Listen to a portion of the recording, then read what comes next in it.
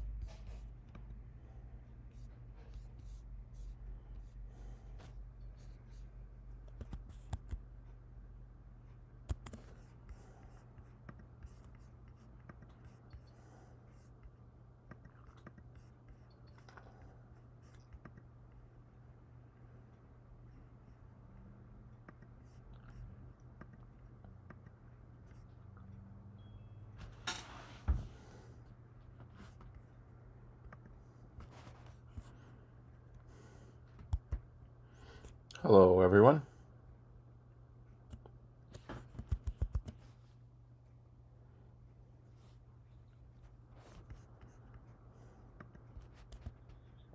Yep. Can you hear me?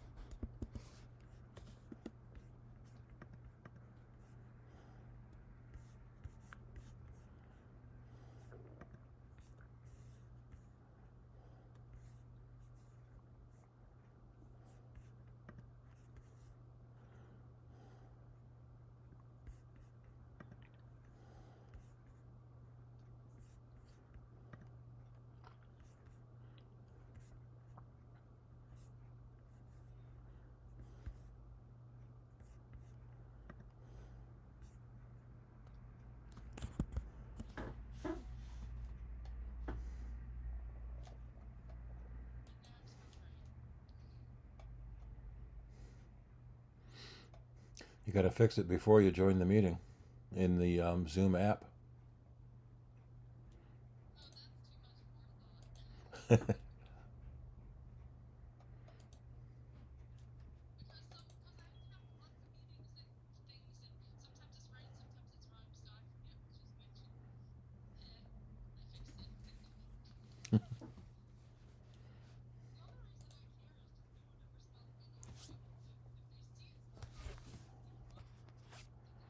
Spell it, yeah.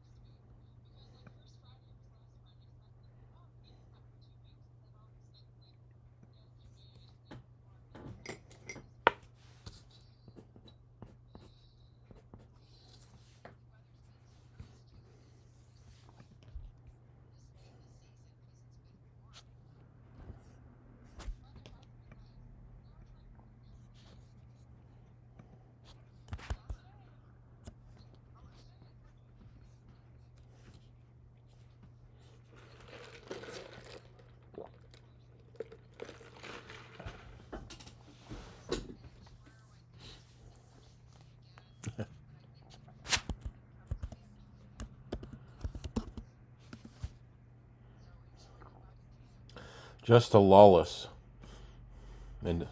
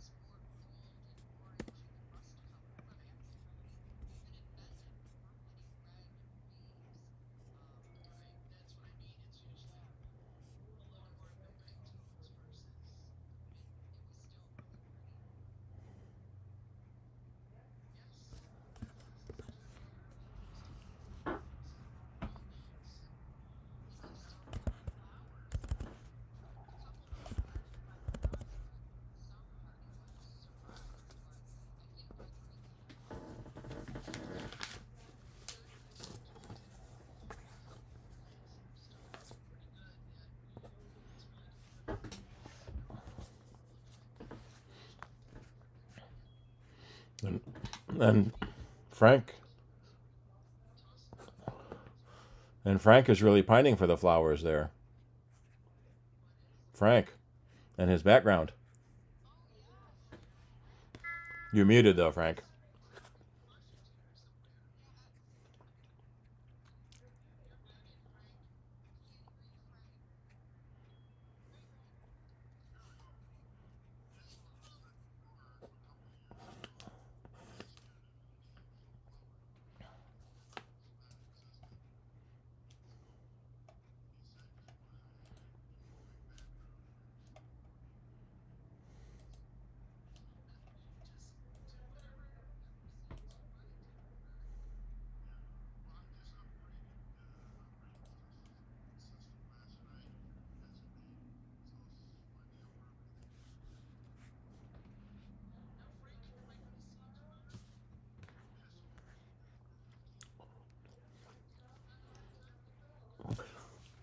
That's that's old people dinner.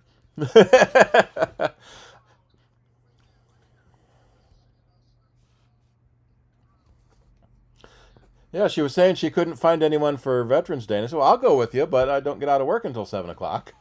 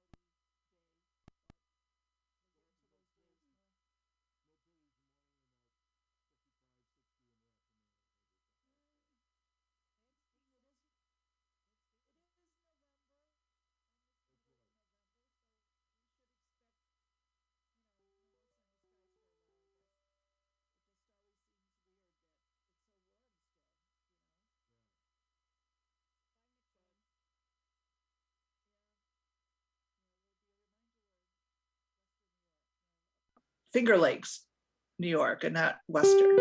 Since we're not Shirley? Buffalo, so. What? Shirley, this Yes. is Charlie. Hi. Yeah. I just Hi. want to tell you a couple quick things before we get Okay. frolicking along here. I may not be able to make next week's board meeting. I'm not sure. Okay. Okay. And I noticed that Ken Schultz is with us this evening. And Ken, I wondered if you would mind doing like your instant minutes thing for the meeting next week.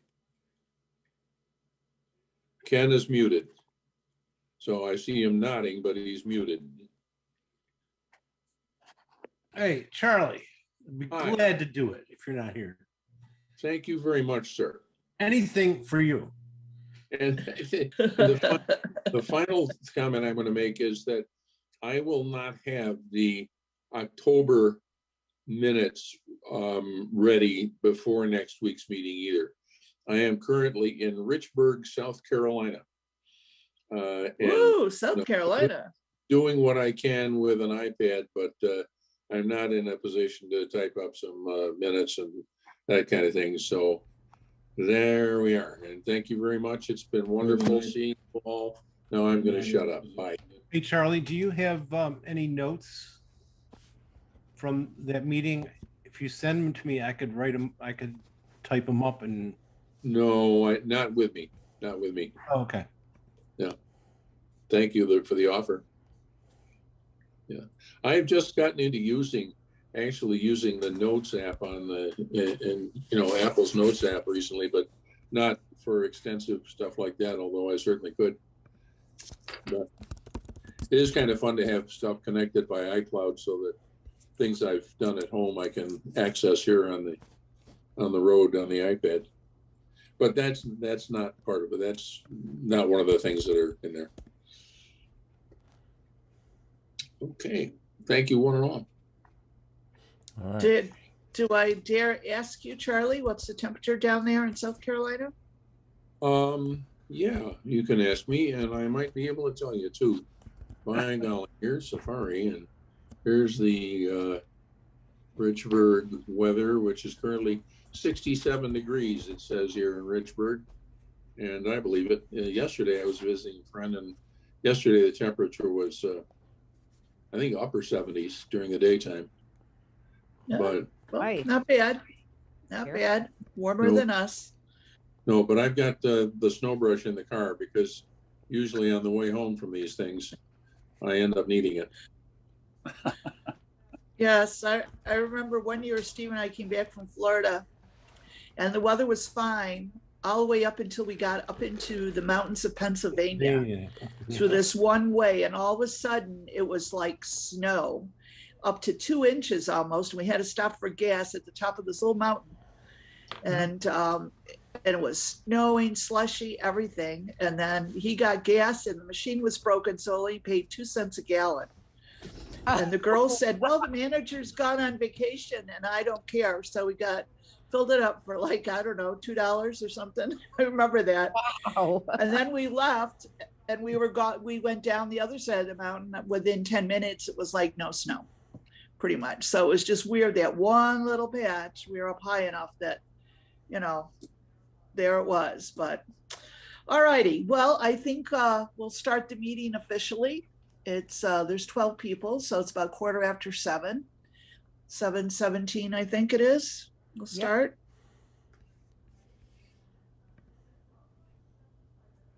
CIDER.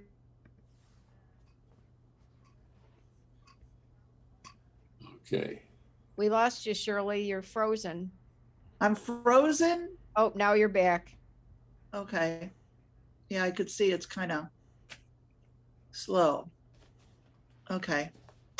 Well, anyways, we'll start off with Steve with the news and see what's going on out in the world of Apple. Yeah, what is new? That is the question. All right, let me bring up my Safari page. Probably the biggest thing. The biggest thing Yeah. Oh, I have to set preferences. Biggest thing is new computers. And the club had agreed to purchase a new computer, and I have. And I can't get Zoom to share screens because I'm using the new computer, and I have to quit and relaunch Zoom in order to get it to share the screen. So, actually, if everyone wants to just hang on, if I quit and relaunch, it should bring you back in. But if you, let me see later. I may make sure Zoom has all the permissions for everything I need. Accessibility. Which machines you get? Import monitoring. We got the base 14-inch. All right, accessibility. And Zoom is on. All right, let me quit and relaunch, and we'll see what happens. Be right back. See ya. I'm going to leave the meeting. Oh, I can assign Shirley as the host, and then she can assign it back to me. All right.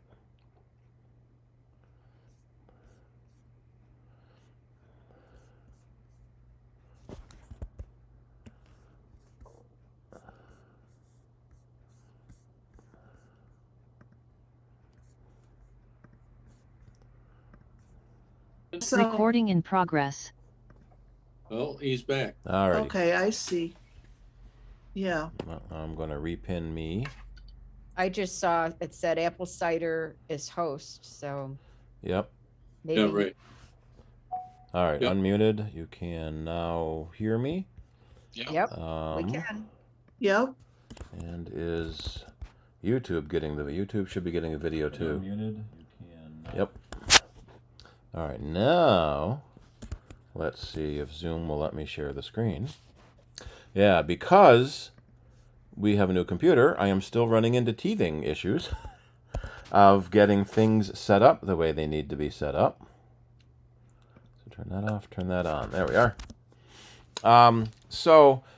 We were expecting new laptops in October. So in September, we got the new phones.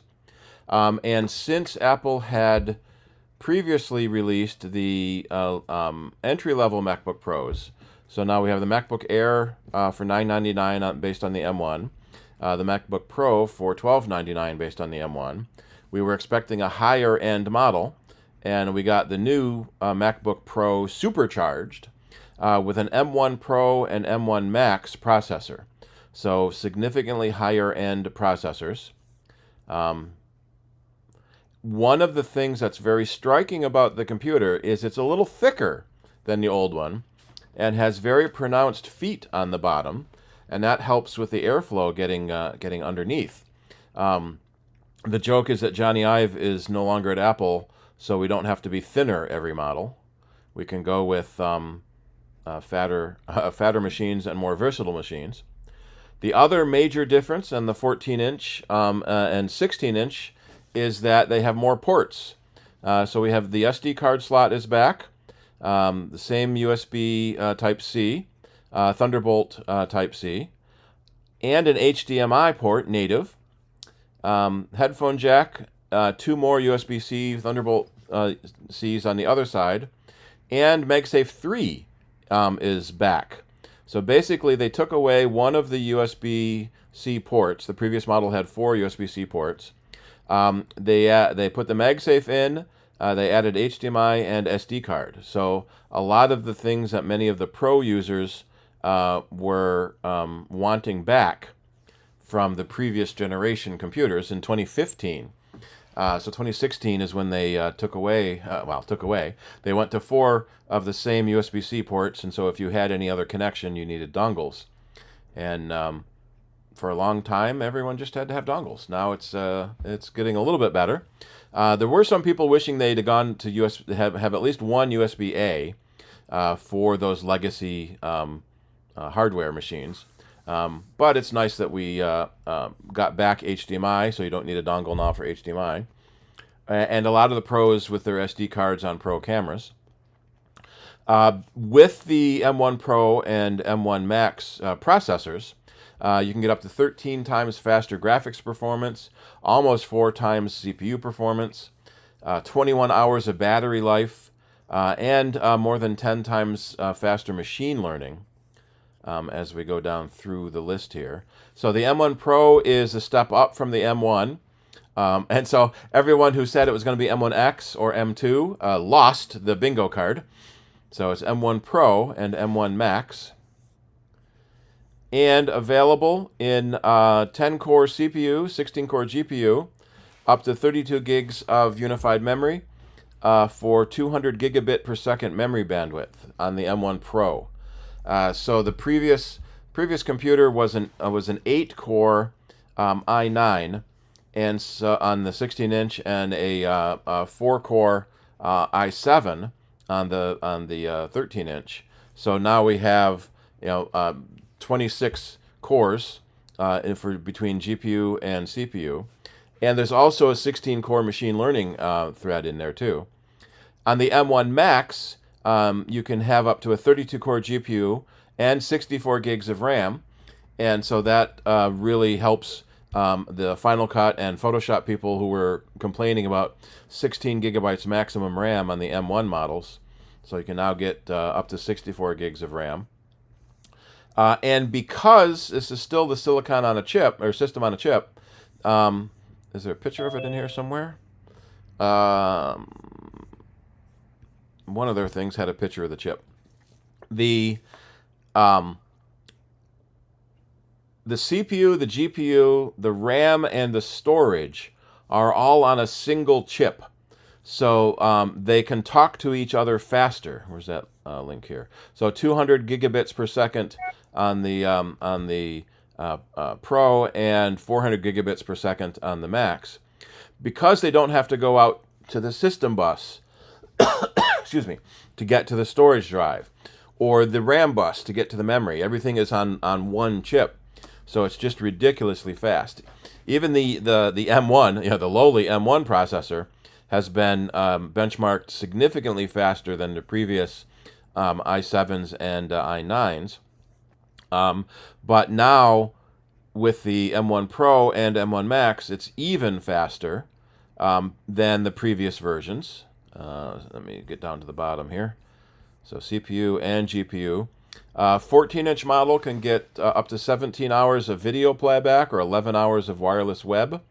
And the 16-inch, because it has a bigger battery, has 21 hours of video or 14 hours of web. So that all-day performance they started advertising back when it was 8 hours, this is pretty much all day now, for real this time.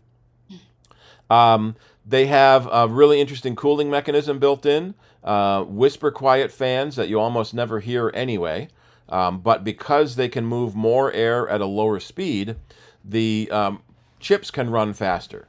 That's one of the big differences between the entry-level MacBook Air and MacBook Pro.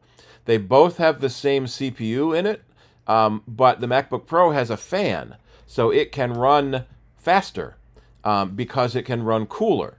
So the MacBook Pro, even though it's the same chip, can be a faster computer.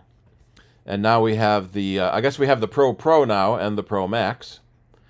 The screen on the 14-inch and 16-inch are both significantly increased. The Liquid Retina XDR, so it's extreme dynamic range, so beyond a high dynamic range that a lot of the TVs are now, and up to 120 hertz ProMotion refresh. The screen just scrolls butter smooth. When the screen is static, the screen refresh will drop down to a lower frequency, but as you're moving it, it's very smooth. So you probably can't tell on the video, but as I'm moving the screen up and down, the screen is perfectly clear. The image on the computer is perfectly clear on my end, even though it's kind of choppy out on the video because the video can't keep up with it. Up to 1,000 nits of sustained brightness, 1,600 nit peak brightness, and it uses mini LEDs. So in previous LCD panels, there was an LED array on the side, with the camera, on the side of the screen that would shoot lights in, and then top and bottom to shoot lights up and down. But the center of the screen was never quite as bright as the edges because the lights were coming in from the edge. So now there are over 10,000 mini LEDs behind the screen, lighting up almost each pixel group by itself, so that you get a much brighter screen. You get much more consistent color across the screen. A 1,000,000 to 1 contrast ratio between pure black and pure white, and a billion colors.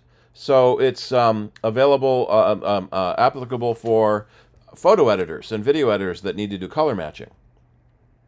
So it's a 14.2-inch screen. So we went from a 13.3 to a 14.2, and it is just a hair bigger than the old 13-inch, but you're getting more screen space by getting less bezel around the outside of the screen.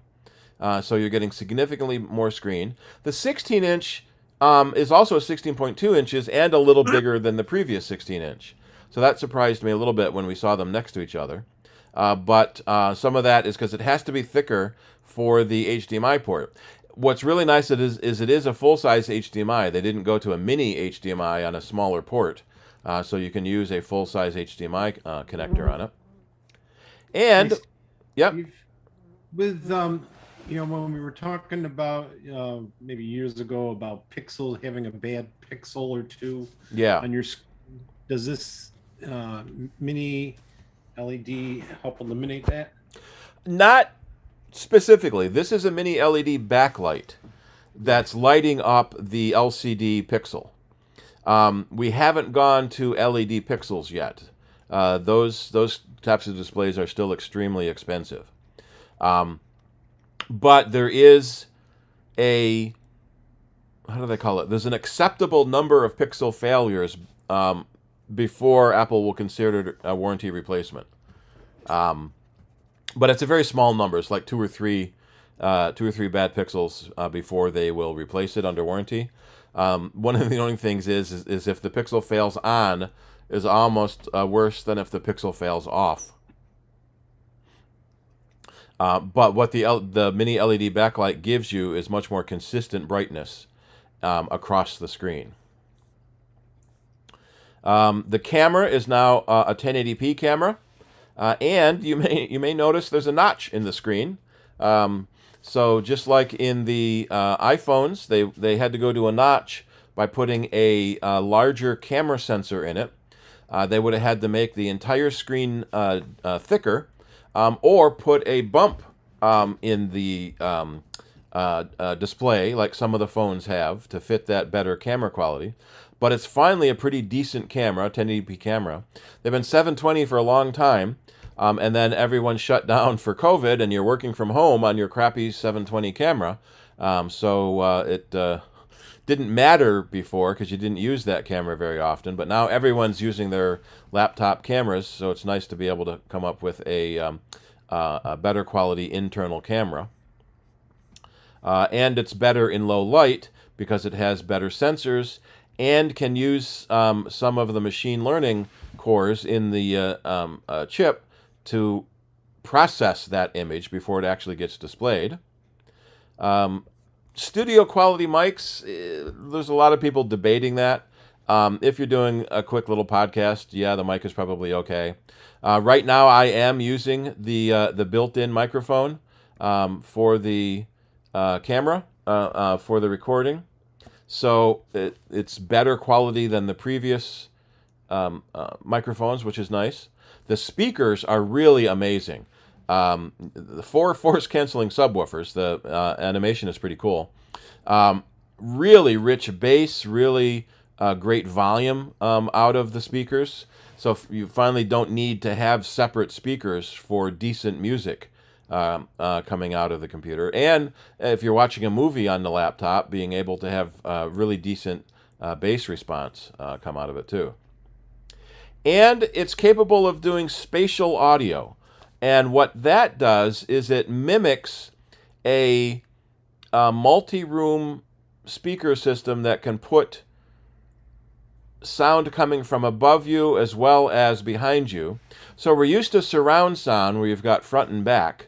Now Dolby has their Atmos system, which basically puts a speaker in the ceiling So you can hear things coming from above you, like an airplane flying overhead.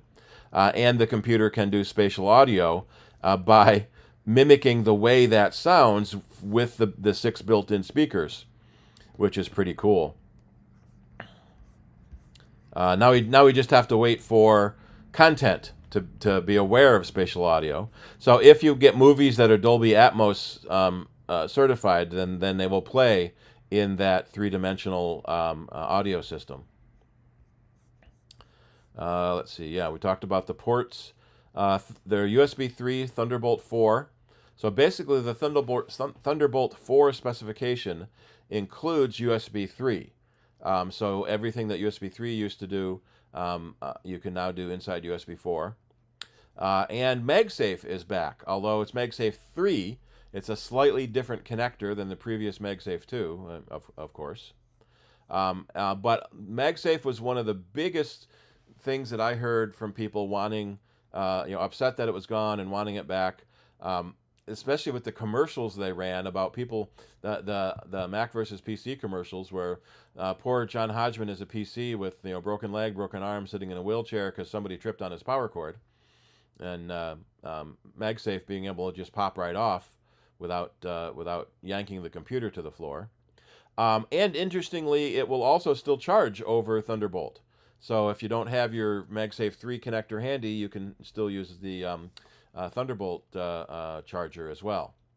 The new thing now on the other end of the MagSafe connector is a USB Type-C. So they have separated the power cord from the brick and also from the charging cord. So you can disconnect the cord from the brick and replace one at a time, either the power cord, the brick, or the charging cord, rather than needing to replace them all the way it is with current machines. And if you really want, you can drive 3 of Apple's $6,000 displays, or the 6K display, or you can three Pro displays and a 4K TV, or 2 Pro displays and a 4K TV with the Pro. And this was kind of an interesting change. They went to a black background on the keyboard instead of silver on the earlier ones. But what's really nice is we're back to full function F keys. So the touch bar is gone. I didn't mind the touch bar on the previous model. I used it a little bit, but it was often inconvenient to try to get to the one function you wanted. You had to tap a button to expand the function keys, the touch bar, so you could get to the thing you want. It's kind of nice that now you have full function keys available. But Touch ID is still there as well. Although it doesn't light up like the other keys do, it would be a little nicer if it lit up. Although if you're typing in the dark, if you go to that black spot in the corner, that's where your Touch ID is. Comes pre-installed with Monterey.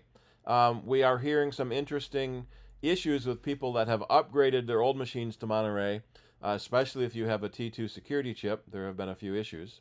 So be a little wary before you upgrade to Monterey. Make sure you have a full backup just in case. We've already had to take 2 or 3 people back down because they didn't like the way it looked. The only way to downgrade your OS is erase the hard drive and restore it from a backup you made before you upgraded. So that's very annoying. And still the Rosetta 2 is still there, so you can run older programs.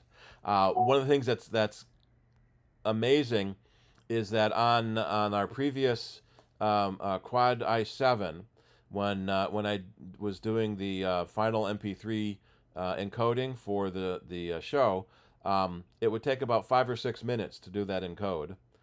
And now using on the new M1, using Audacity in Rosetta, so not even the an Apple Silicon version of Rosetta, just of Audacity, the translated Audacity, it went from 6 minutes to 90 seconds. And when Audacity finally gets released for Apple Silicon, it's going to get even faster. So people that were worried about their programs not running on the M1 are mostly have their fears are alleviated because of Rosetta. It just works so seamlessly. Even weird programs work fine. And a lot of the major programs have already been updated for M1 anyway, since it's been out for almost 2 years now. Let's see, recycle. Yeah, so if you trade in your old machine, Apple will give you some money.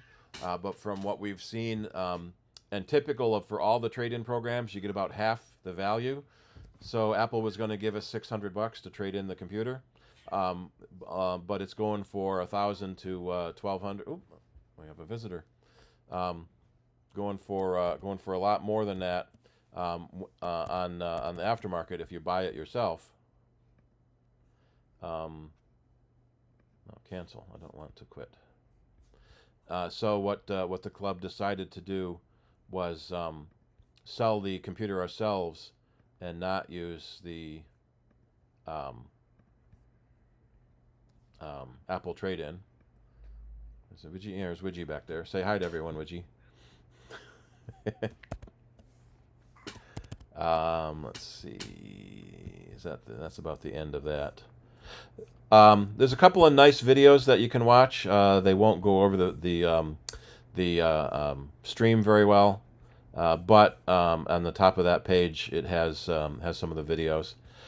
What's really kind of interesting now is that Apple, in another sort of change of policy, lets you get the same internal configuration no matter what the screen size.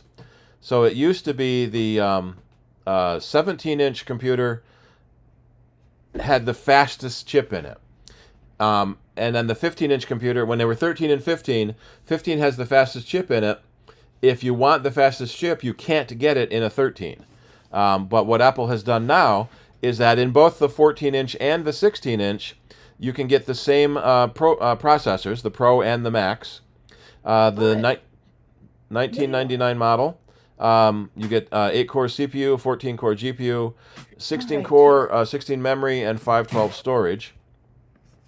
And so what we were looking at is if you take the $1299 MacBook Pro is 8 RAM and 256 storage. If you upgrade that to 16 RAM and 512, you're at $1699.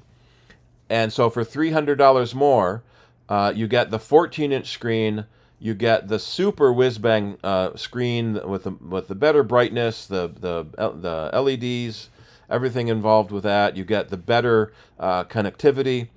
So that's why we decided to go for the 1999 model. If you want to get a faster model, 10-core CPU, 16-core GPU, with 16 RAM and 1 terabyte storage is $24.99. Which is also the same $24.99 in the 16-inch.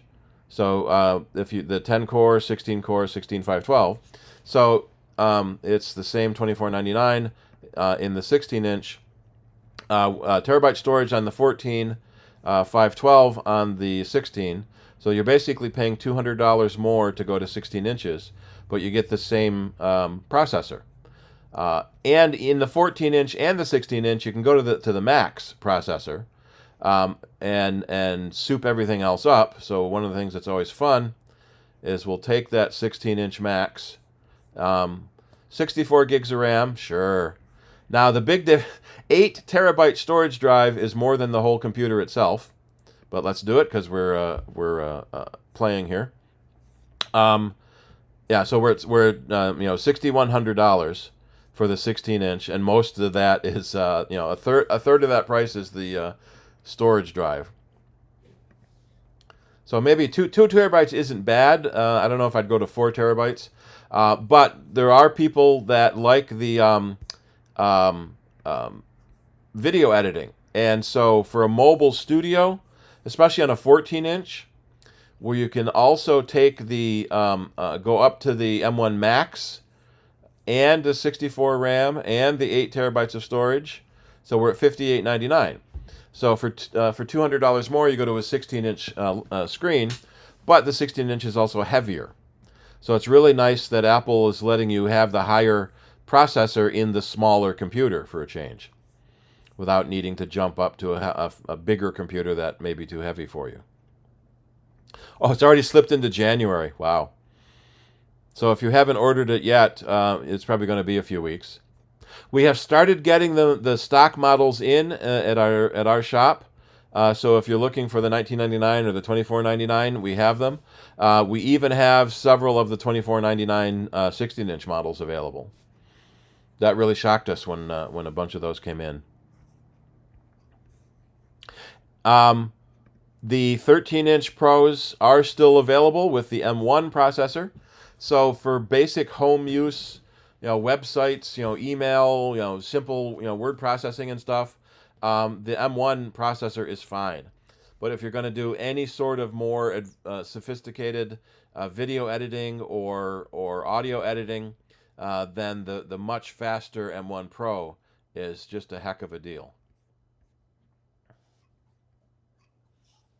Has anyone else got one of the new Macs yet? Let's go to YMac here. Nope. Probably there's let's see. They're so tricky to get, not tricky, but constrained. Let's see. No, that's not what I want. I want tech specs. Bob, did you get one? Bob? We got a M1, but it's, a year ago now. Yeah, that's one way to think about it, too. The M1 is last year's chip. Still works just fine. But this year, it's the M1 Pro, which is a bit faster. Yeah, So it's we're like, end users. yeah. We don't have any high demands There's the whatsoever. ports.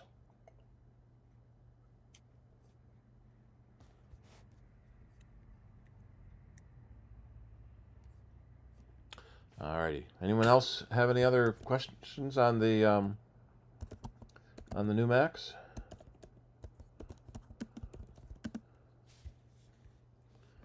All right. Let me bring up I want third quarter. No, third quarter.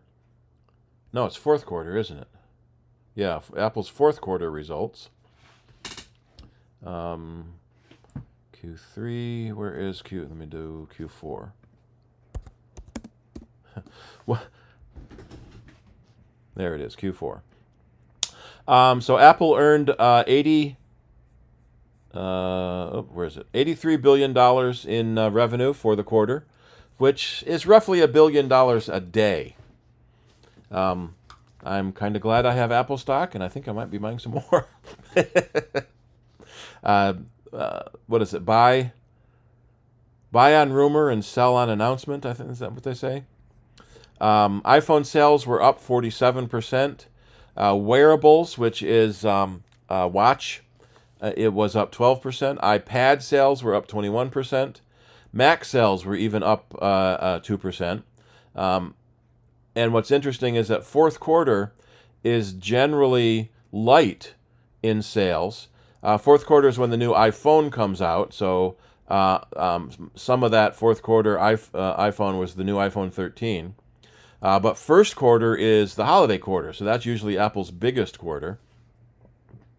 What's interesting is the revenue is about half iPhone and about half everything else. But that $40 billion in iPhone, each one of these independently would be a Fortune 100 company if Apple did it that way. Mac revenue on a generally upward trend. Quarter two was really big for some reason. That was an odd quarter two this year. iPad's also on a generally upward trend. Revenue is pretty much everything is upward. Services is really interesting. $18 billion in services for the quarter. There are reports not much way to confirm them, but there are reports that Apple is getting paid $15 billion a year from Google to make Google the default search engine on Apple devices. And so 15 billion a year is about 4 billion a quarter, 4 or 5 billion a quarter. So that's a pretty good chunk of Apple's revenue is just Google. Let's see, wearables also includes the iPod. I lost it. The speaker thingy. HomePod. HomePod. Thank you. I kept saying iHome, and no. That was the other thing. The smaller HomePod started shipping, $99, multiple colors. So that they're also started to shipping as well. So you can see how first quarter is their biggest quarter because that's the holiday quarter, and then a general downward trend off of that. But what we're seeing is that every year is better than the last year. So Apple financials are pretty much amazing. Let's see, here is where the biggest regional revenue is in the Americas. China has been rising, even though the Chinese manufacturers, especially Huawei, are making a big push to get sales in China. Apple is still doing very strong in China. In fact, it was last quarter there was a huge dip in China because of Huawei's push. And you can kind of see it here. So they broke out China separately as well. With 1 billion potential customers in China, that's quite a huge market. All right, so that was quarter. Apple did much better than last quarter, which is pretty typical. It's almost getting to be redundant to say it's Apple's best quarter ever, but it keeps being so. Steve, Apple made almost $22 billion, and people are not happy. Yeah, because they could have made 23 billion, if not for the shortage, or Yep. 24. It's amazing that a company like Apple that makes, not sells, not revenue, they made $22 billion, and the analysts don't like it. Yeah, you should have done better. You should have done better. Wall Street is just so fickle. It's hard to know what to do with stocks, but almost in general, if you're in it for the long haul, you're probably going to do well. Leave it. So buy stock and then leave it for 10 years. Right. I remember when Steve Jobs came back, the first quarter they made money. They made $19 million, and everybody was, or maybe 14. Everybody was, hey, Apple is back, and Yep. $19 million. Now look at them. Yeah, $1 billion a day. So yeah, here's kind of their history, stock price history. It's pretty flat in the early years because suddenly it just started skyrocketing. It's kind of hard to look at it that way. Oh, what's a candle chart? Oh, those are column. I would call that a column chart.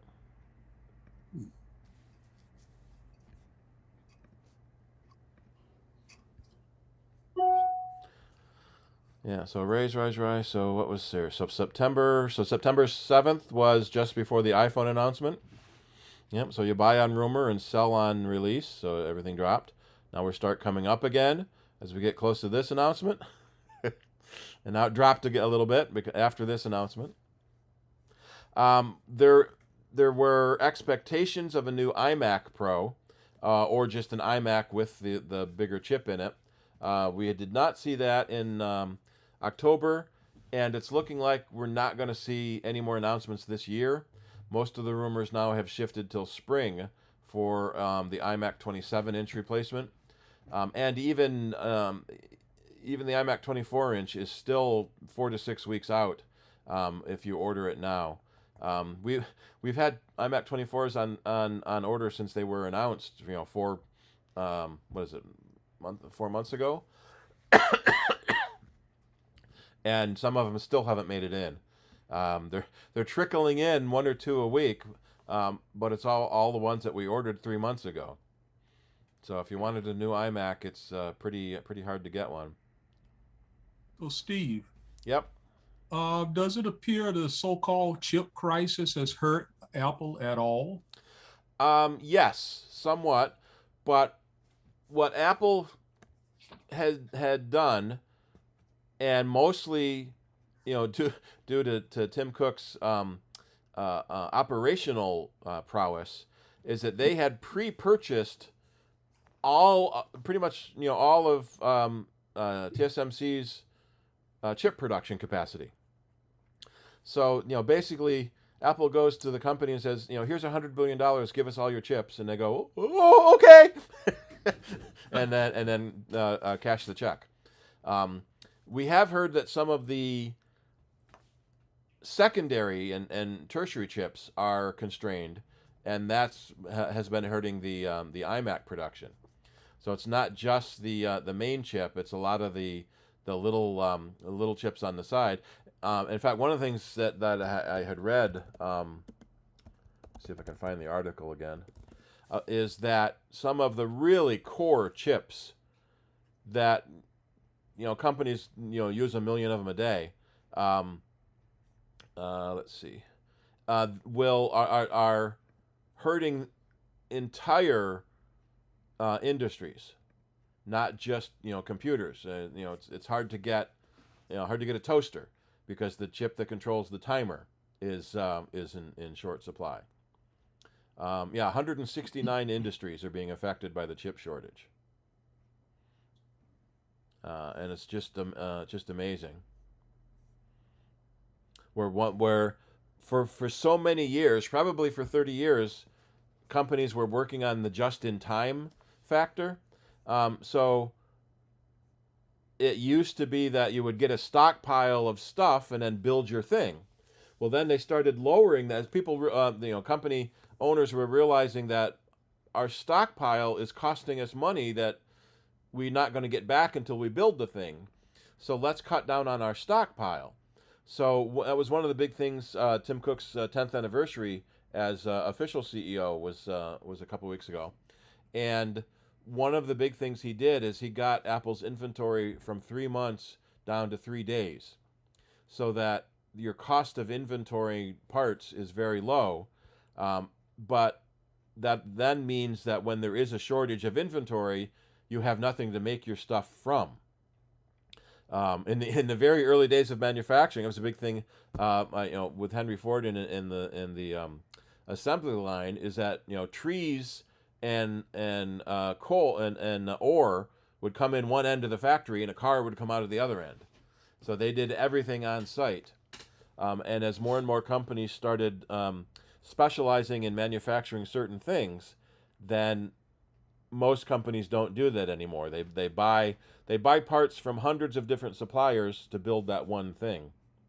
And even now, even though the final assembly of Apple devices might be in Shenzhen, there's thousands of suppliers that build the little pieces to make the bigger pieces, to make the big pieces, to make the thing.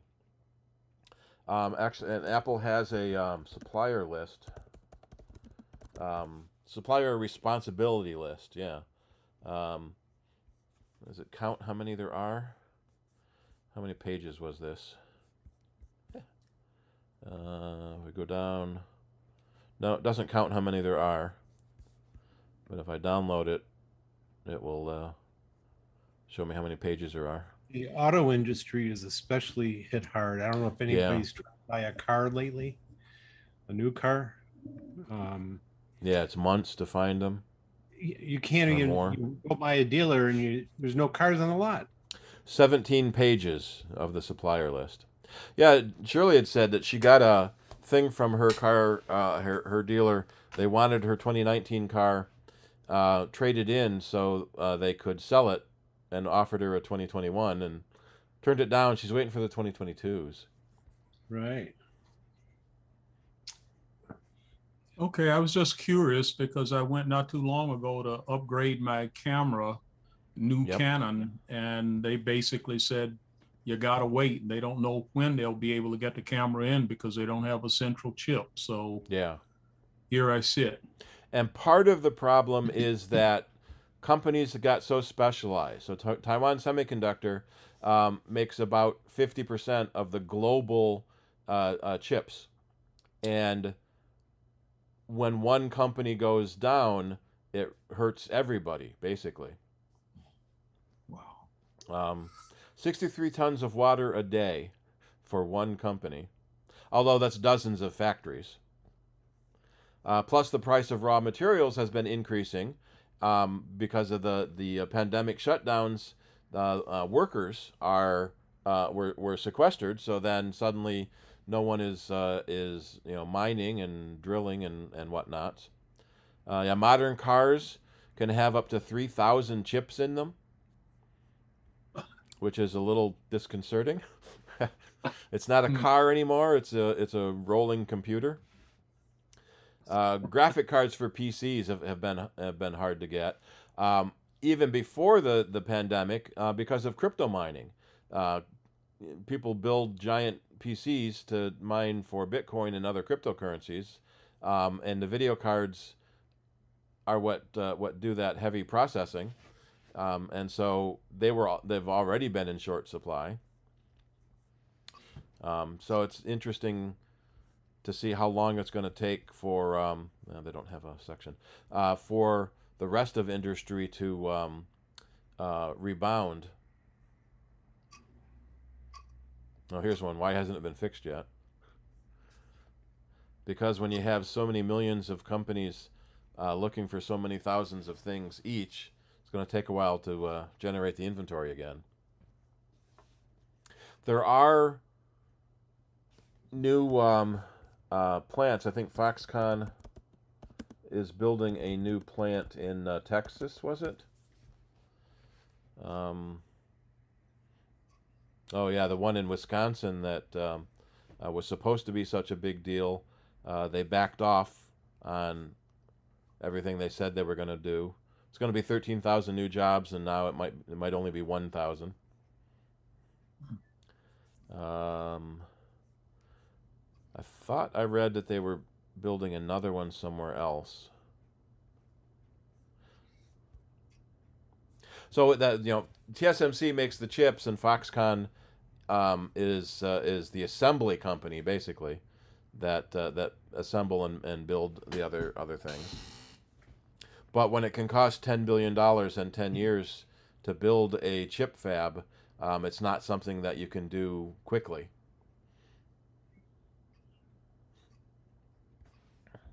I got a question.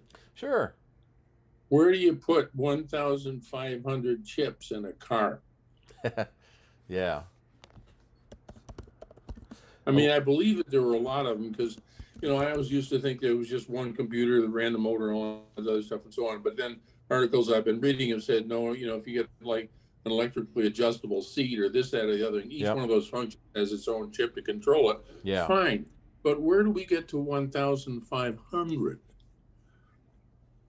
Thank you for letting me share. Yeah. Well, there's so many chips, and even in a processor and even in a controller, there may not be just one chip. It may be hundreds of chips that make up that one unit. Yeah, there might be a circuit board with 100 chips on it. So what we're calling one chip, you're saying might actually contain hundreds. Yeah. On an individual circuit board. That makes sense.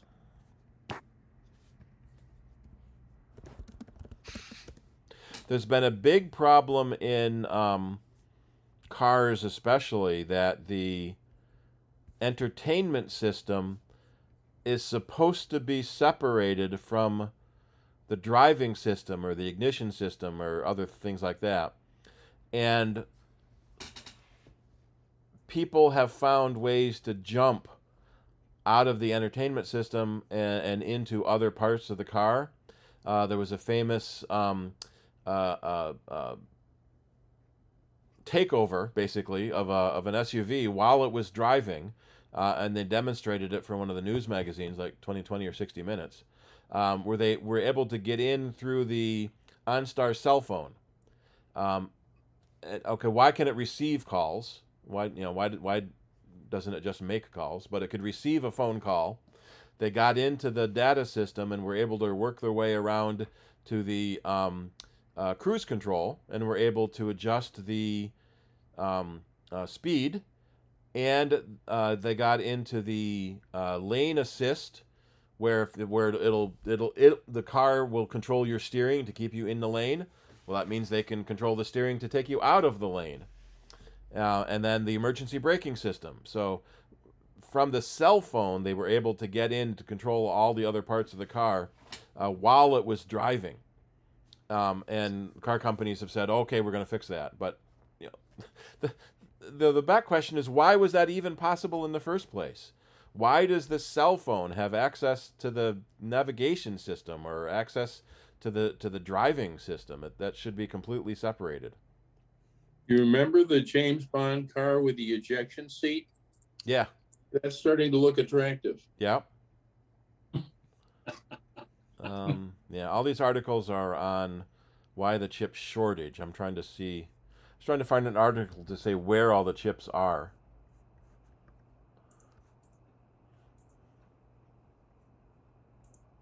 So what about the Apple car? Yeah, the rumors of the Apple car keep coming and going. Whether it's going to be an actual car that Apple themselves build, or if it's just a system that they're putting into someone else's car. So right now they've already got the CarPlay that lets you do the entertainment system. But Apple does have some self-driving cars in testing, because in California you have to have a permit for a self-driving car, so people have found those permits. But every now and then something hits the news about someone left that plant, that engineering group, or someone else big comes into the engineering group. There's been no official announcement from Apple, so it's always watching job listings to see what jobs people are working for or are looking for.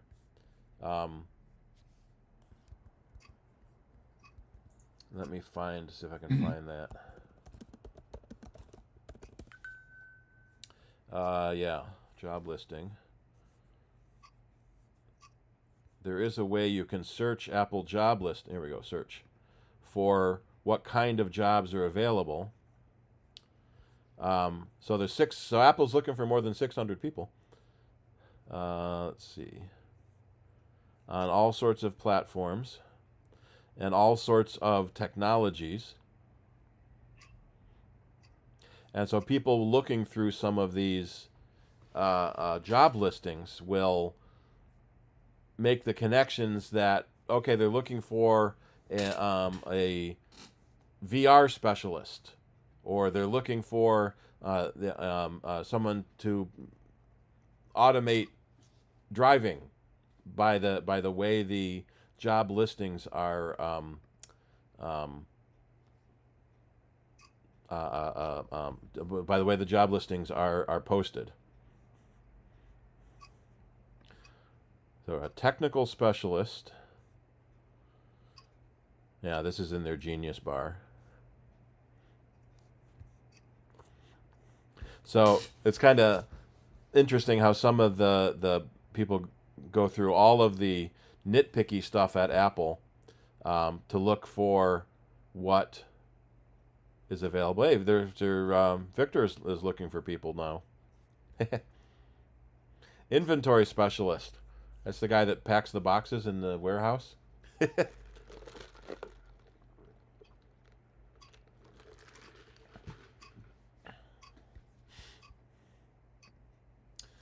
right, that was that. Any other questions on any news, or shall we move into general questions?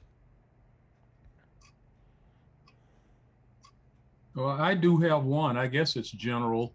How much do you trust Monterey I have it sitting in a little red box right now.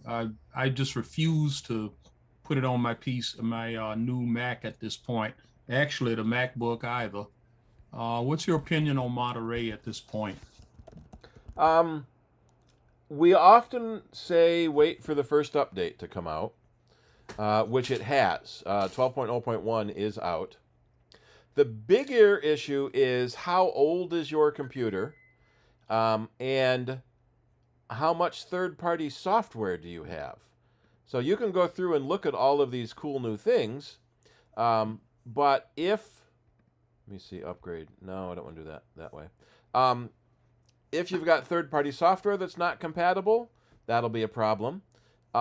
If your computer's a little on the older side, that will be a problem.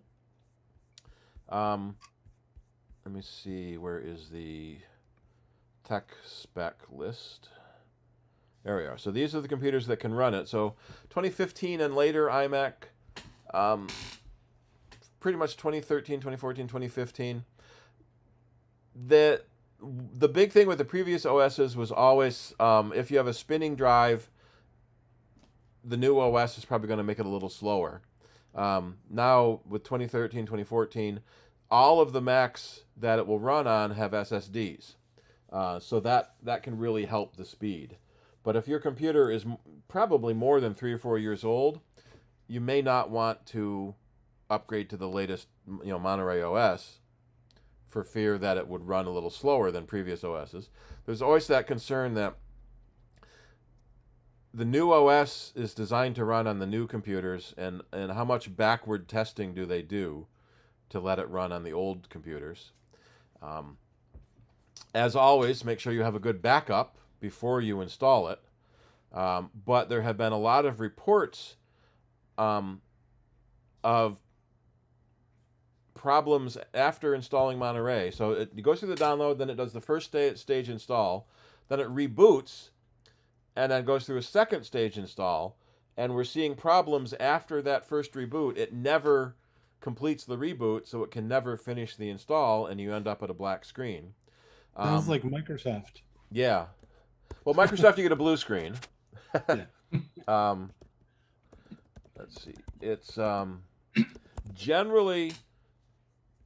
Nah, that's not what I wanted. Generally, it's happening with computers that have a T2 chip, which is 2019 and later. So that's a little odd that it's the newest computers that have the problem, and the fix is for a service provider like us to reinstall the T2 OS. So that's starting between 2018 and 2020.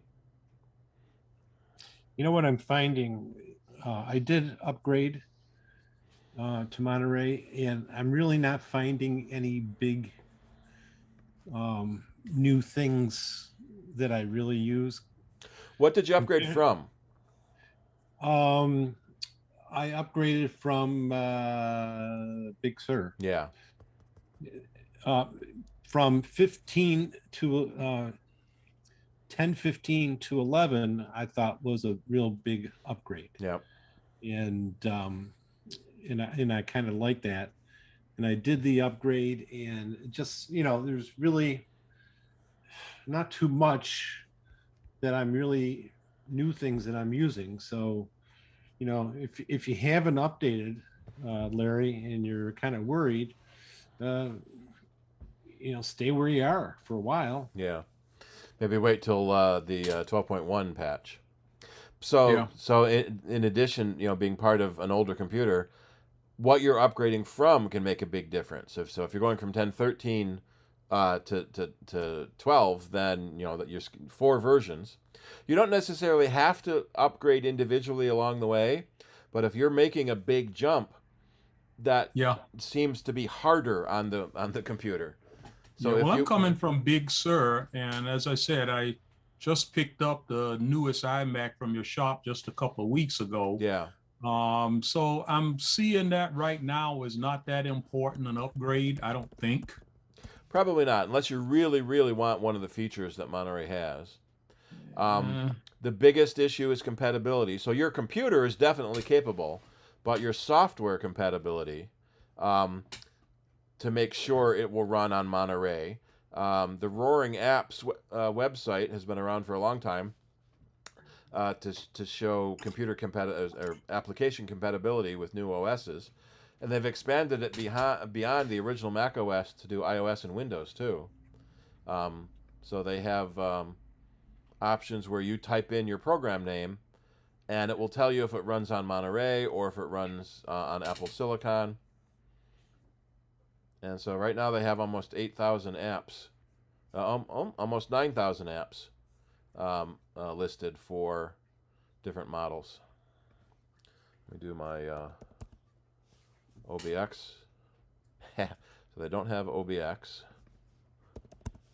the Open Broadcast System.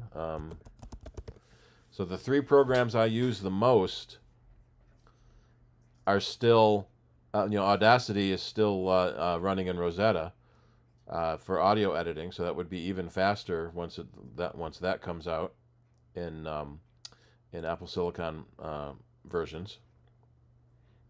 I should report that it works okay on Monterey. But yeah, Roaring Apps is a nice place to check if you have older software.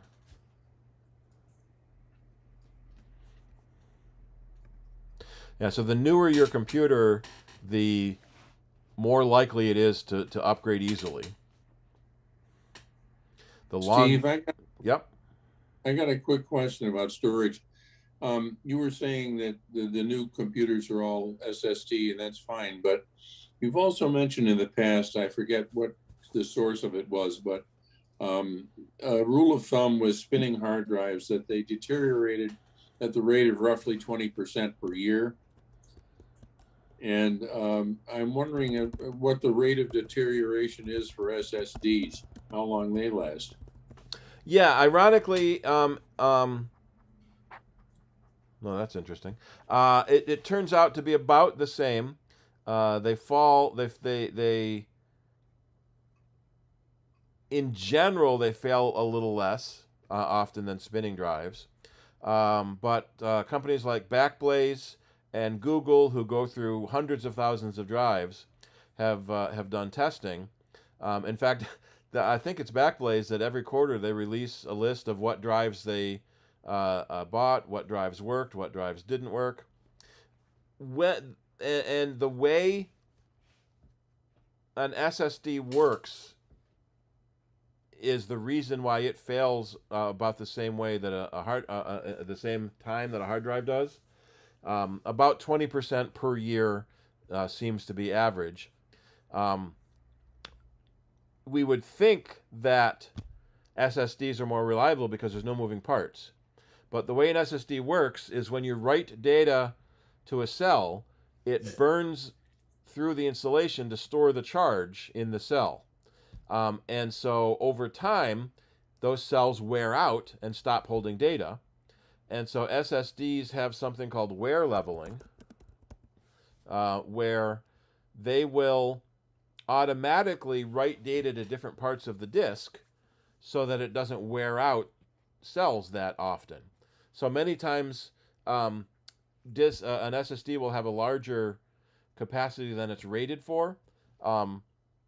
So your 500 gig drive might actually have 520 gigs of data on it. So it has some fudge factor for failing cells.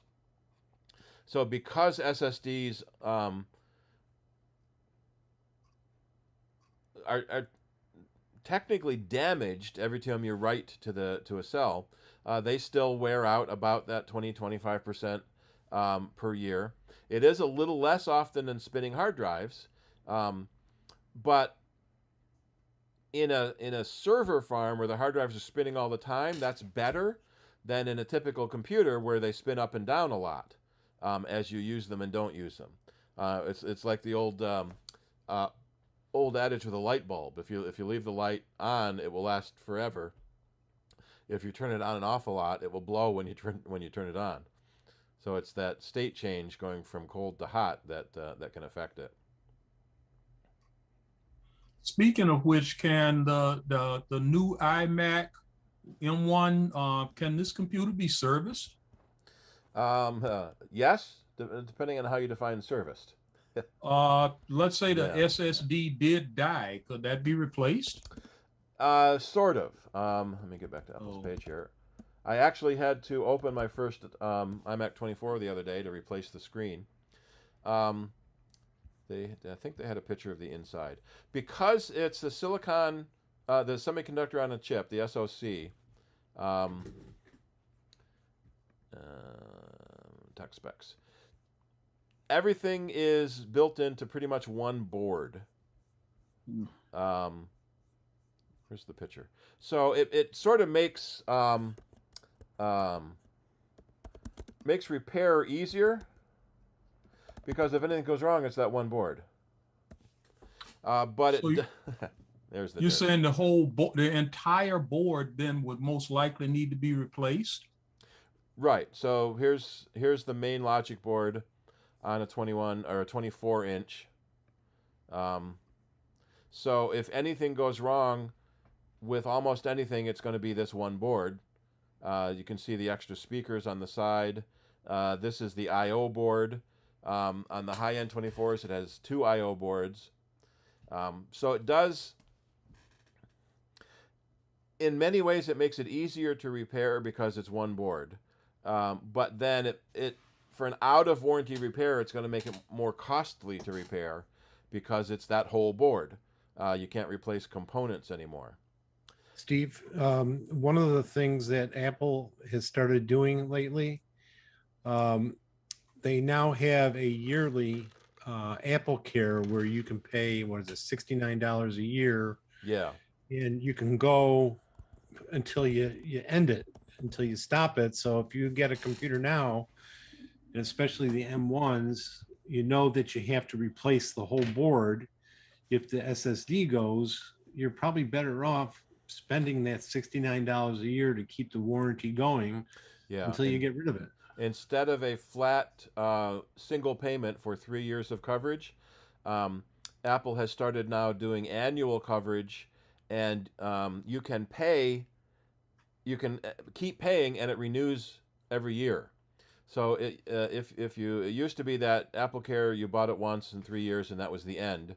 But now with the annual payment, you can keep paying and continue your coverage beyond that 3 years. Is there a limit how many years you can do that? I haven't seen one. I'm saying 20 years down the road, well, I'm still paying, and I want a new computer. The hard limit is going to be 8 years because that's when Apple stops making service parts. It becomes an obsolete computer and they no longer make service parts.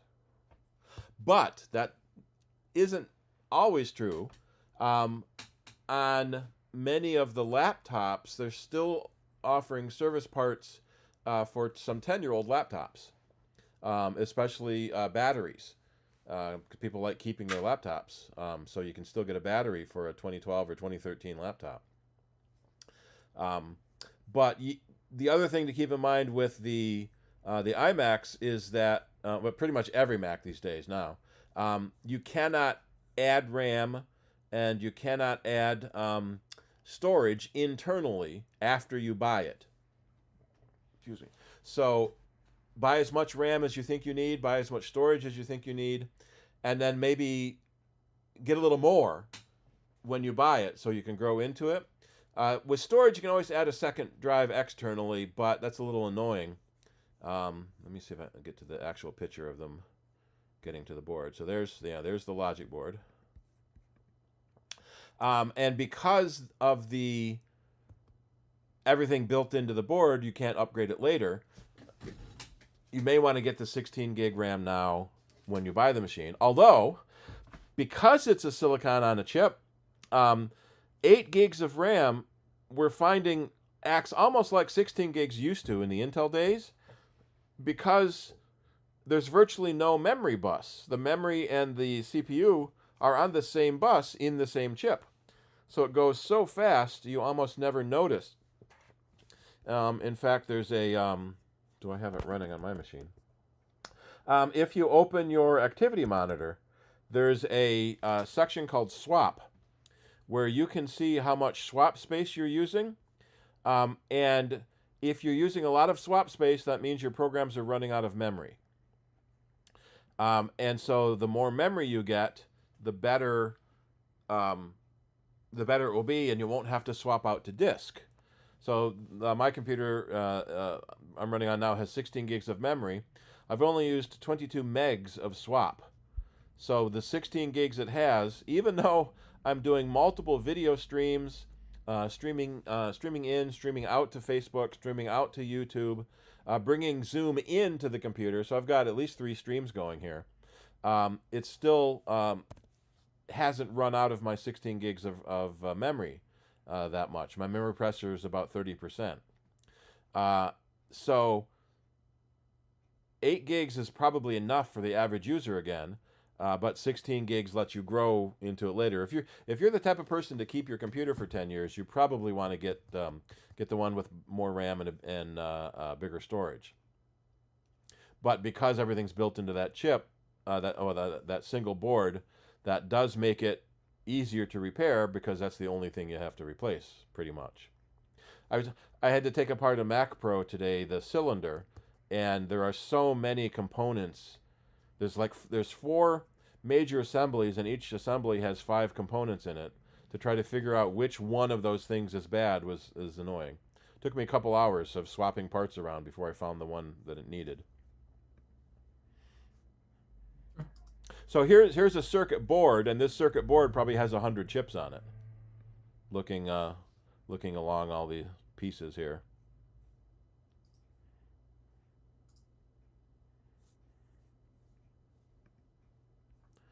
And so iFixit does a really neat job of tearing down computers and components and things, and figuring out what all of the pieces are.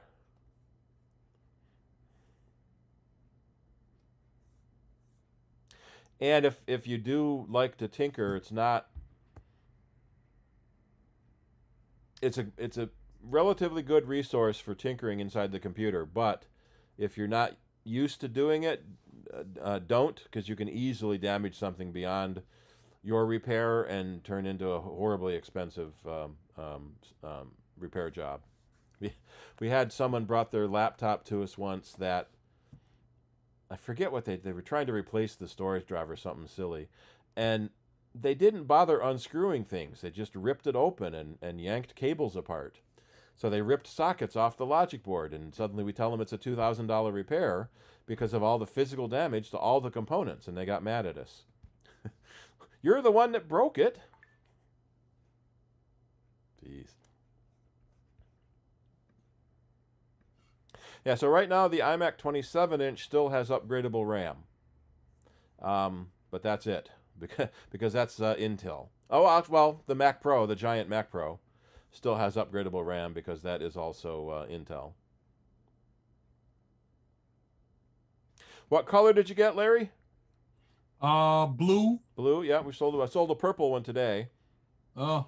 The orange one I thought would be bad, but it's a really nice orange. It looked pretty nice. It wasn't a garish orange.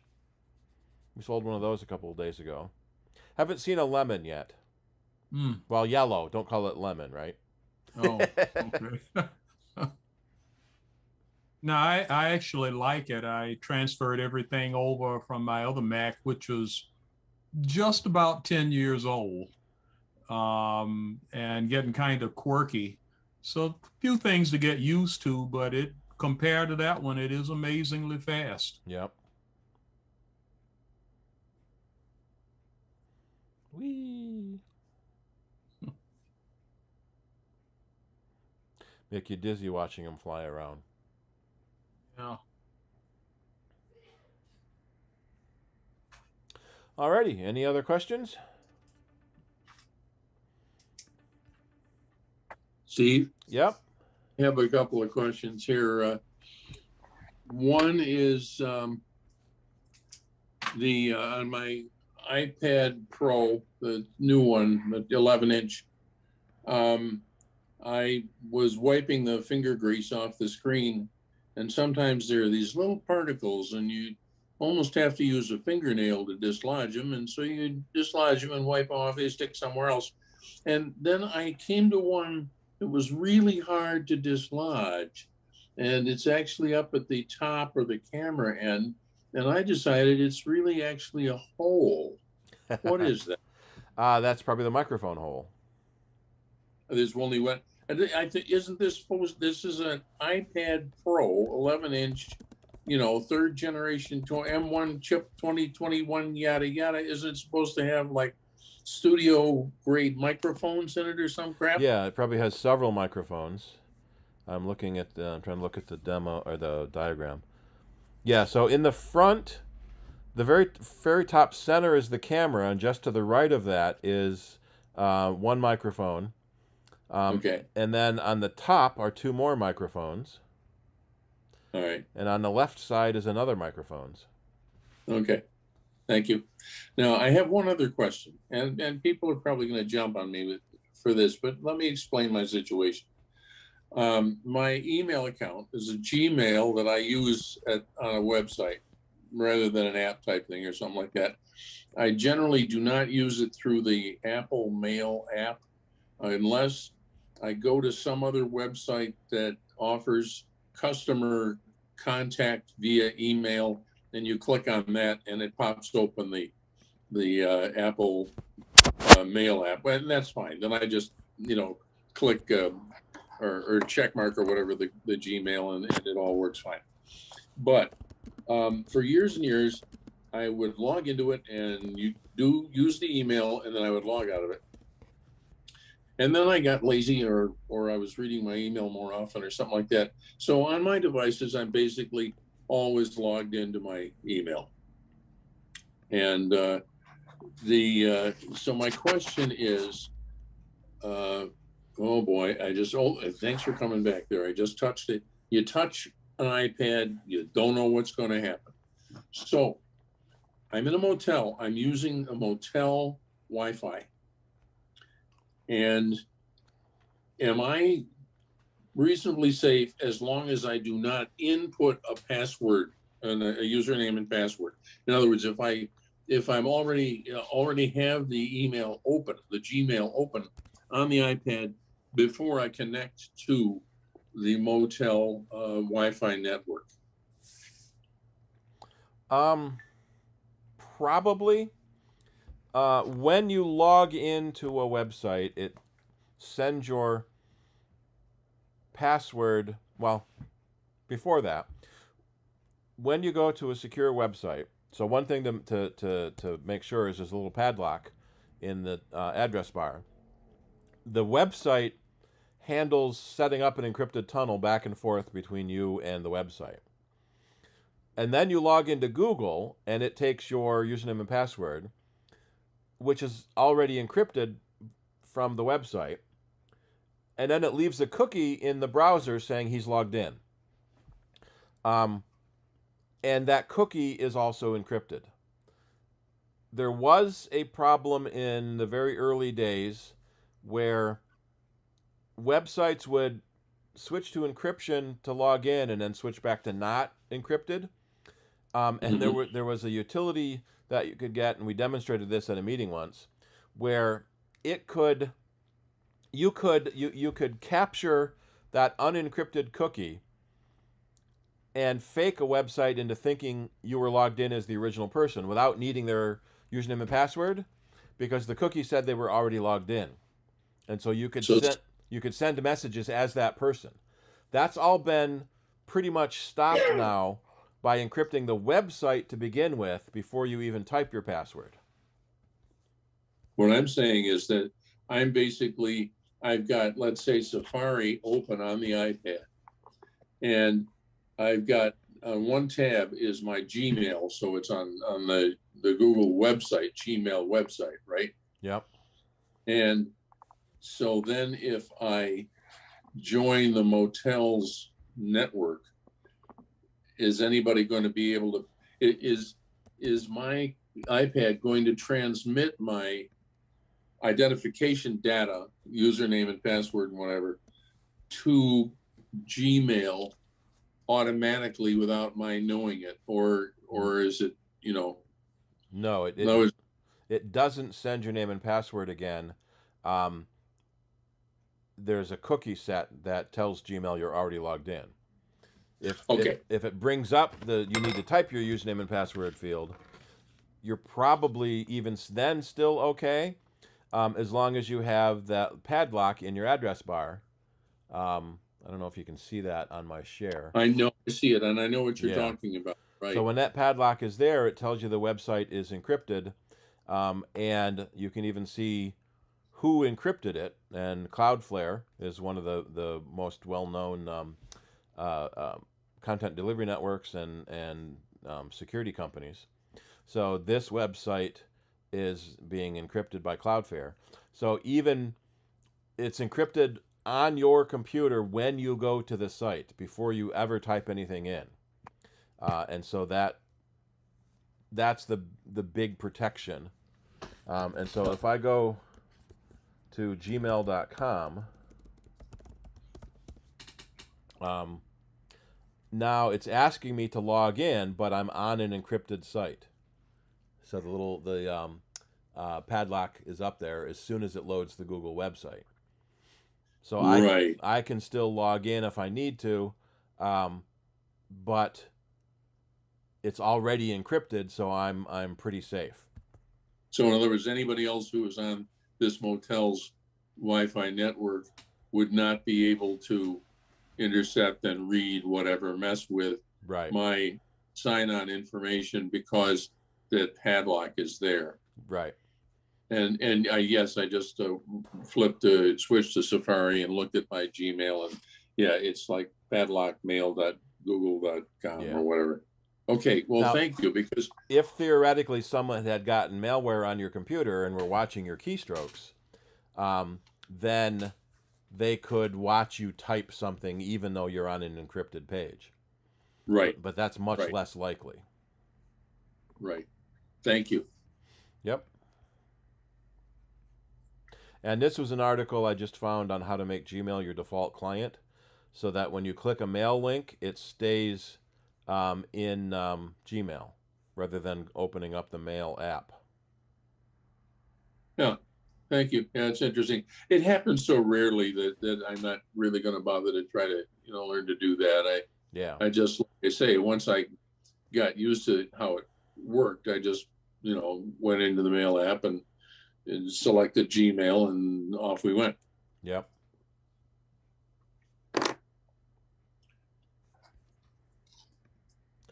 Alrighty. Steve. Yep. I was helping a friend of mine just got a new SE iPhone, and I was helping her set it up, and she had her iPad there too. We set it up through using my, network at the house here, but showing her how to use Safari. She would ask Safari on the phone, and her iPad would answer, would speak back to us.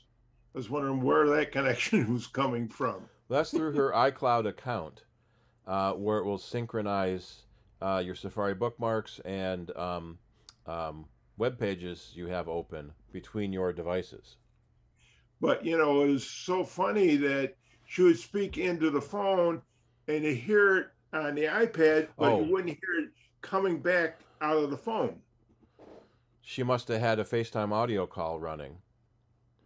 Also through your Apple ID, you can have your other devices answer your phone calls, not just your phone. So you can answer your phone call on your iPad or on your computer.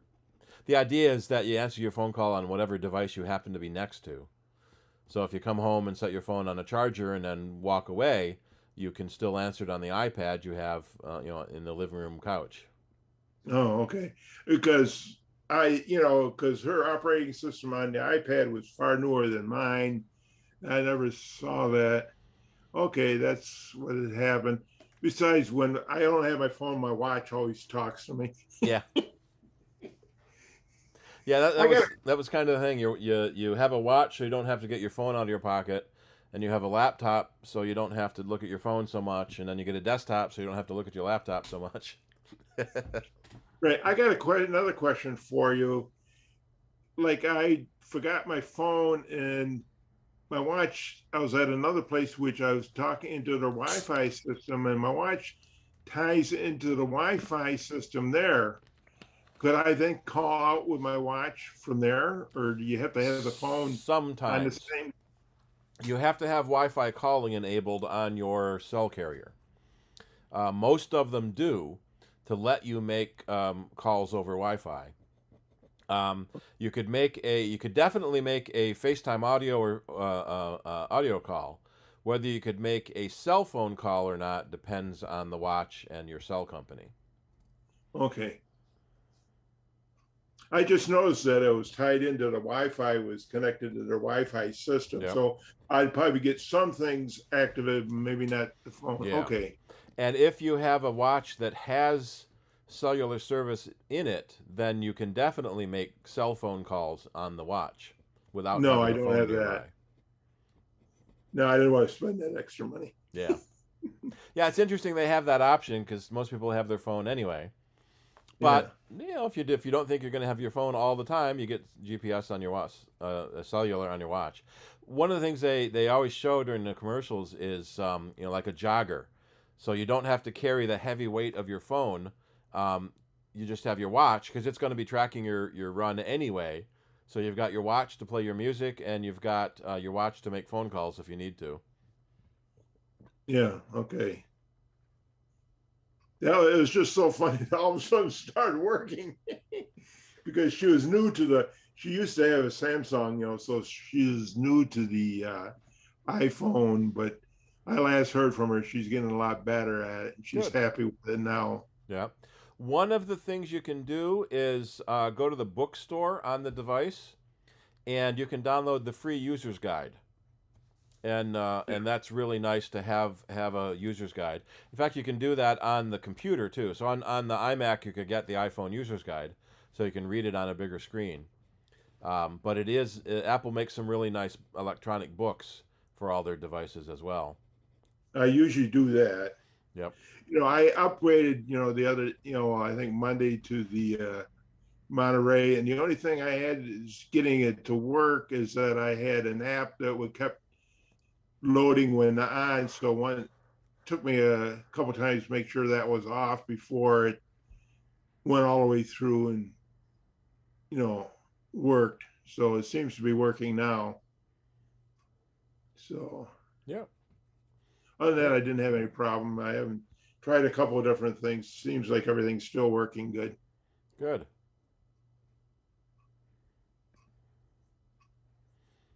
All right, smile everyone. No. I have a question of something like that, but so the other day I'm watching network TV through an antenna in my TV, and all of a sudden it switched my input, and Donna's iPad came up on the screen, which is my neighbor.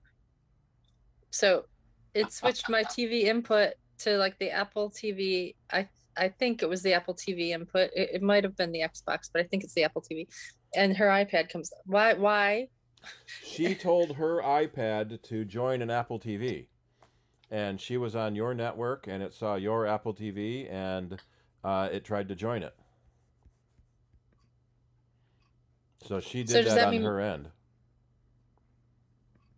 So did my Apple TV show up on her device, and she said join, thinking it was her Apple TV? Yeah, she thought it was her Apple TV. Did it have like a 4-digit code on it? Yeah. Yeah, so it's asking her to input the 4-digit code in order to send her iPad to the television. So you can't just send your screen automatically to someone's TV. You have to have that code that you're in front of the television. So she thought she was on her network, and she thought she was getting her Apple TV, but she got yours. What you need to do there is wallpaper your apartment with tinfoil. Yeah. Do you intentionally share your Wi-Fi password with her? No. Change your password, then she can't. Well, okay. It's not necessarily Wi-Fi, it's proximity. Because the Apple TV also uses Bluetooth. So she may not have been on your Wi-Fi network. She just may have been physically close enough for her iPad to see the Apple TV over Bluetooth. But it wouldn't hurt to change your Wi-Fi password just to be safe.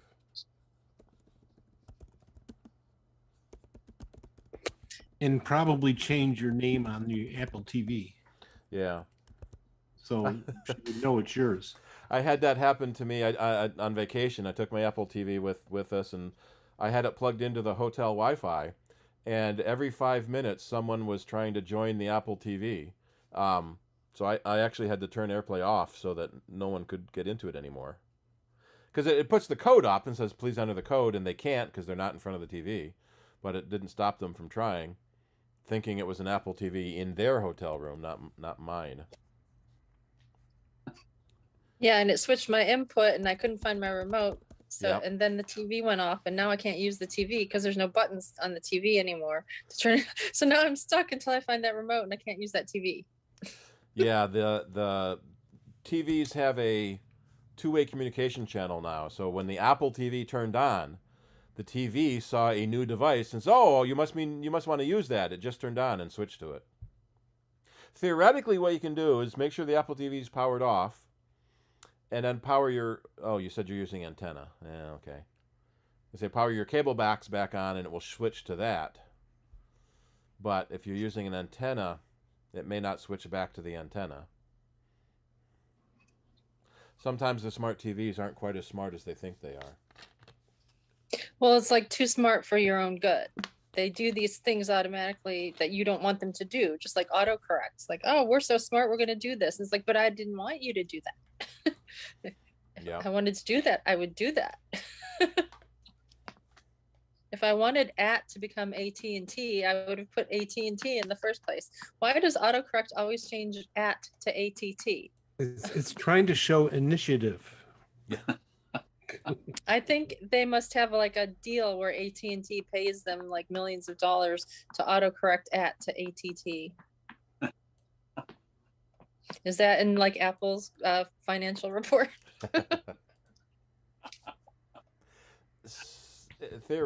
It's possible that might be set in one of your autocorrect preferences. You can have your own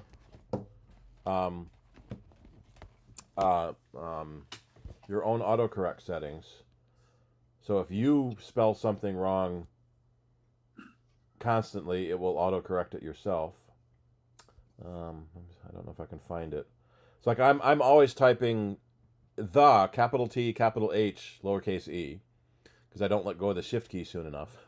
So I have an autocorrect feature that automatically fixes that for me.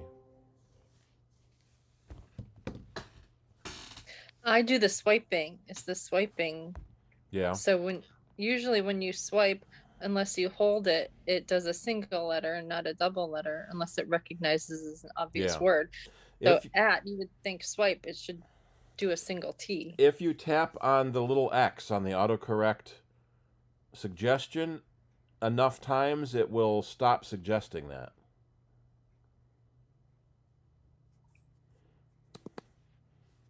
Or sometimes if there's you can hit escape when the autocorrect is trying to suggest a.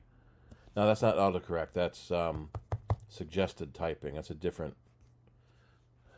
thing.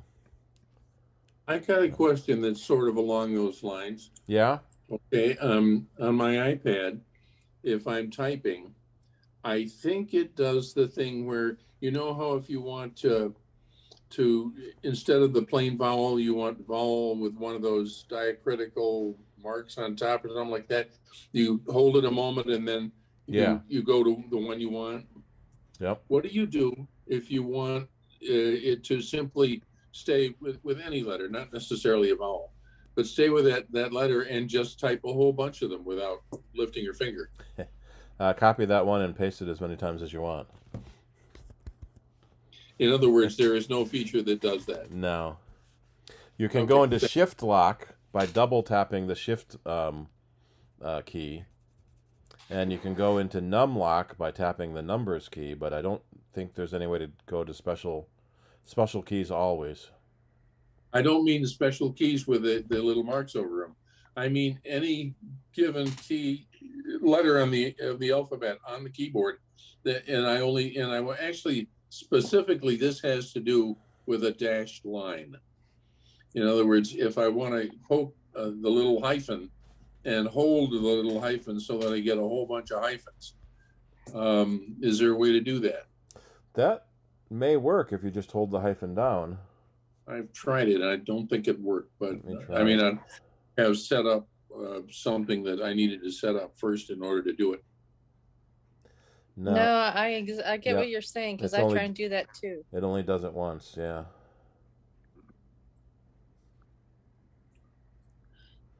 Yeah, so the copy and paste, if you want a bunch of them, will work. Fine. That's annoying. Okay, I get it. What I do is I create like a pages document with a long dashed line in it. And then I can go to that and copy that and paste it. Oh my God. Yeah, okay. On your computer, you can bring up the symbols palette and then pick a symbol to repeatedly type. But you can't really do that on the iPad.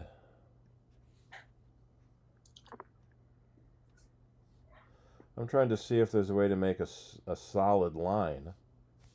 Yeah, right. Because each one of those shifted or special characters is a separate character. Oh, there it is, the third one. So you got a short, medium, and the long line is connected. What are you in now? What are I'm just in notes. All right.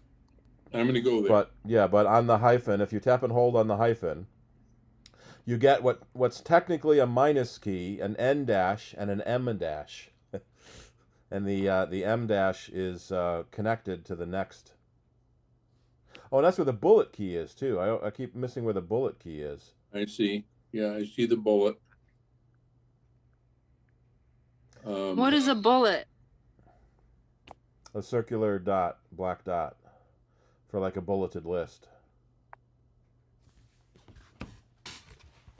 Let me see if I can find those. Oh, no. This ain't working. Let me try this.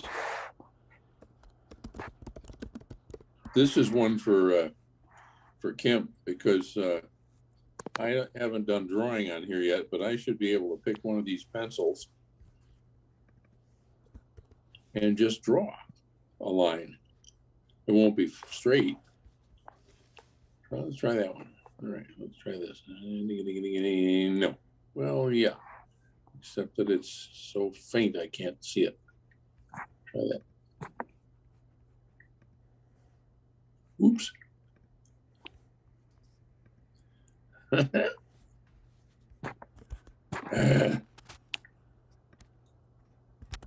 Yeah, here's an article on the characters with accents. Yeah, so there's the hyphen.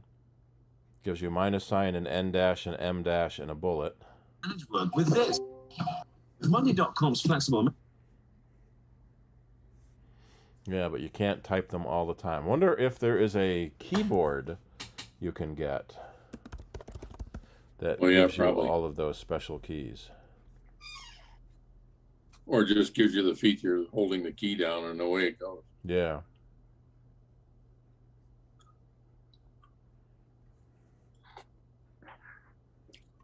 Huh.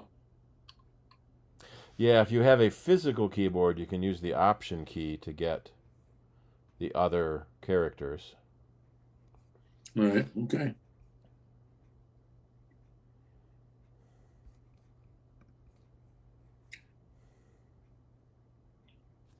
Sometimes there is a way to input new keyboards. So you've got the emoji keyboard to show you a bunch of the emojis. You can sometimes get different keyboards. Well, now you got a point. Because, let me see here. I go here, and then I go here. You don't know where here is, but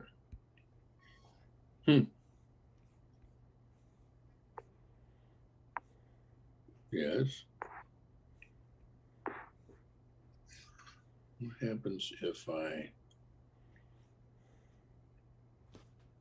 Ah, here's a Unicode keyboard. Yeah, so you can. There's an app called Unicare,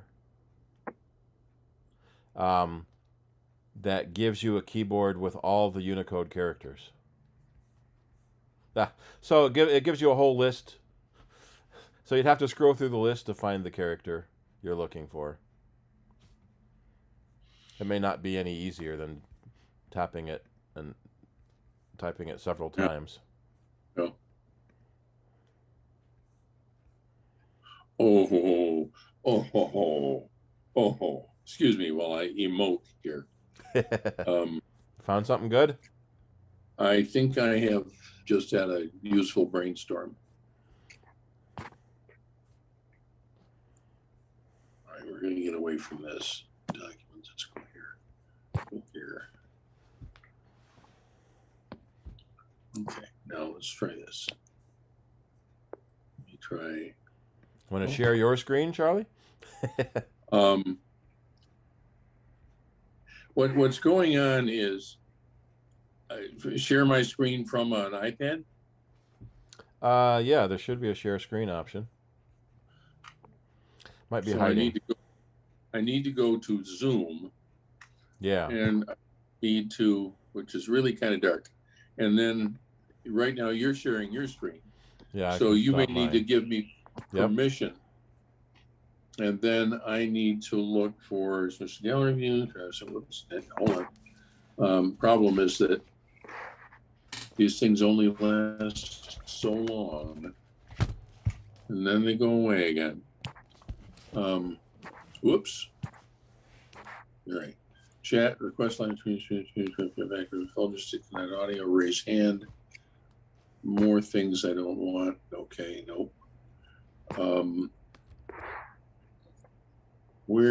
Share content, the green thing, screen. All right, that folks screen. All right, so now trigger warning here.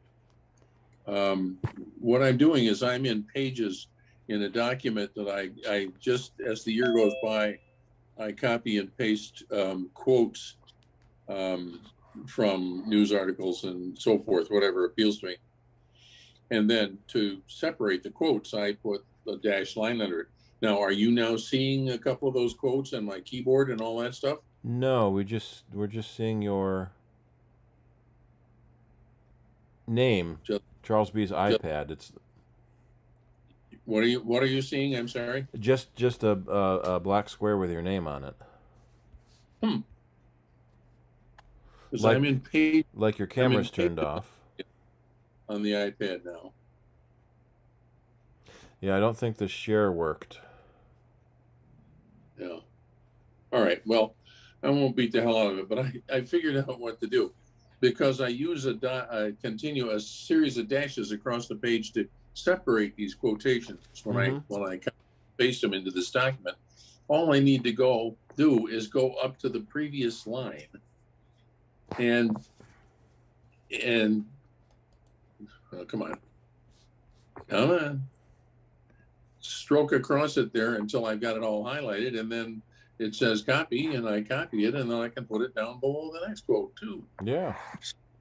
For my immediate purpose, I've solved my problem, but thank you for your help. Yep. I will now unshare, or you will probably unshare me.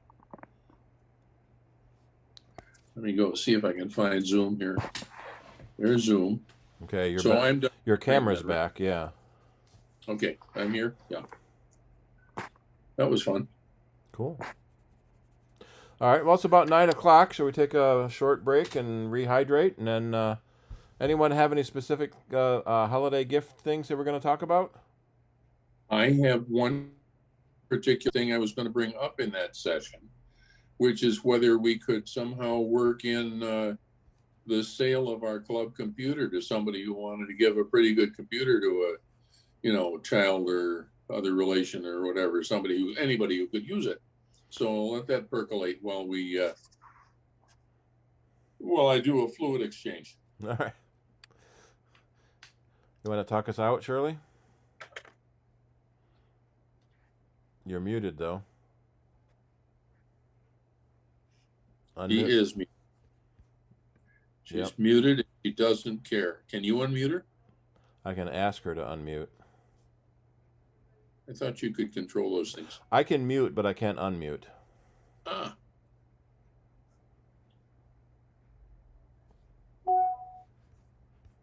Oh, she's still muted. Maybe I'll have to run over to there. There you go. Okay. Oh, I didn't know I had hit mute. All right, well, everybody just take a few minutes to go and do whatever you need to do. We'll come back at 9 o'clock. Thereabouts. Sounds good. That's in 2 minutes. Well, I said thereabouts, so 5 minutes. Let's say 9:05. How's that? 9:05. That's hardly any time at all. Well, you know, you can do whatever you need.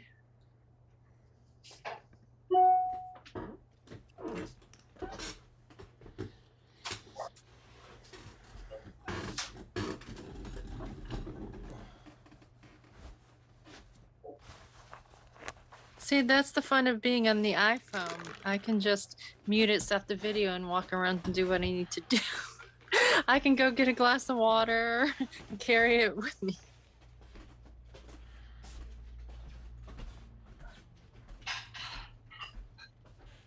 Oh, shoot.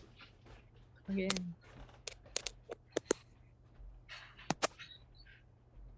How do I unmute this? I can't see the screen. How do I mute this? What? Me. Where? How am I gonna? Hide the message.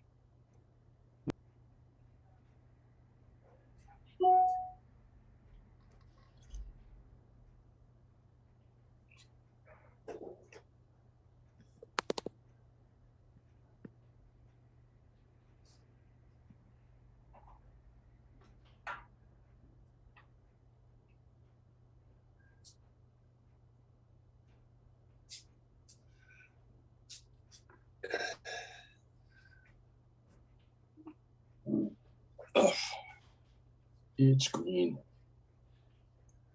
We're on.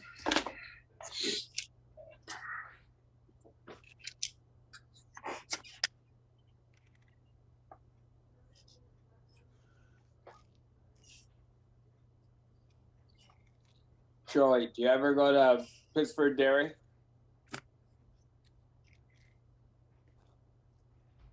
Muted. Shirley, you're muted.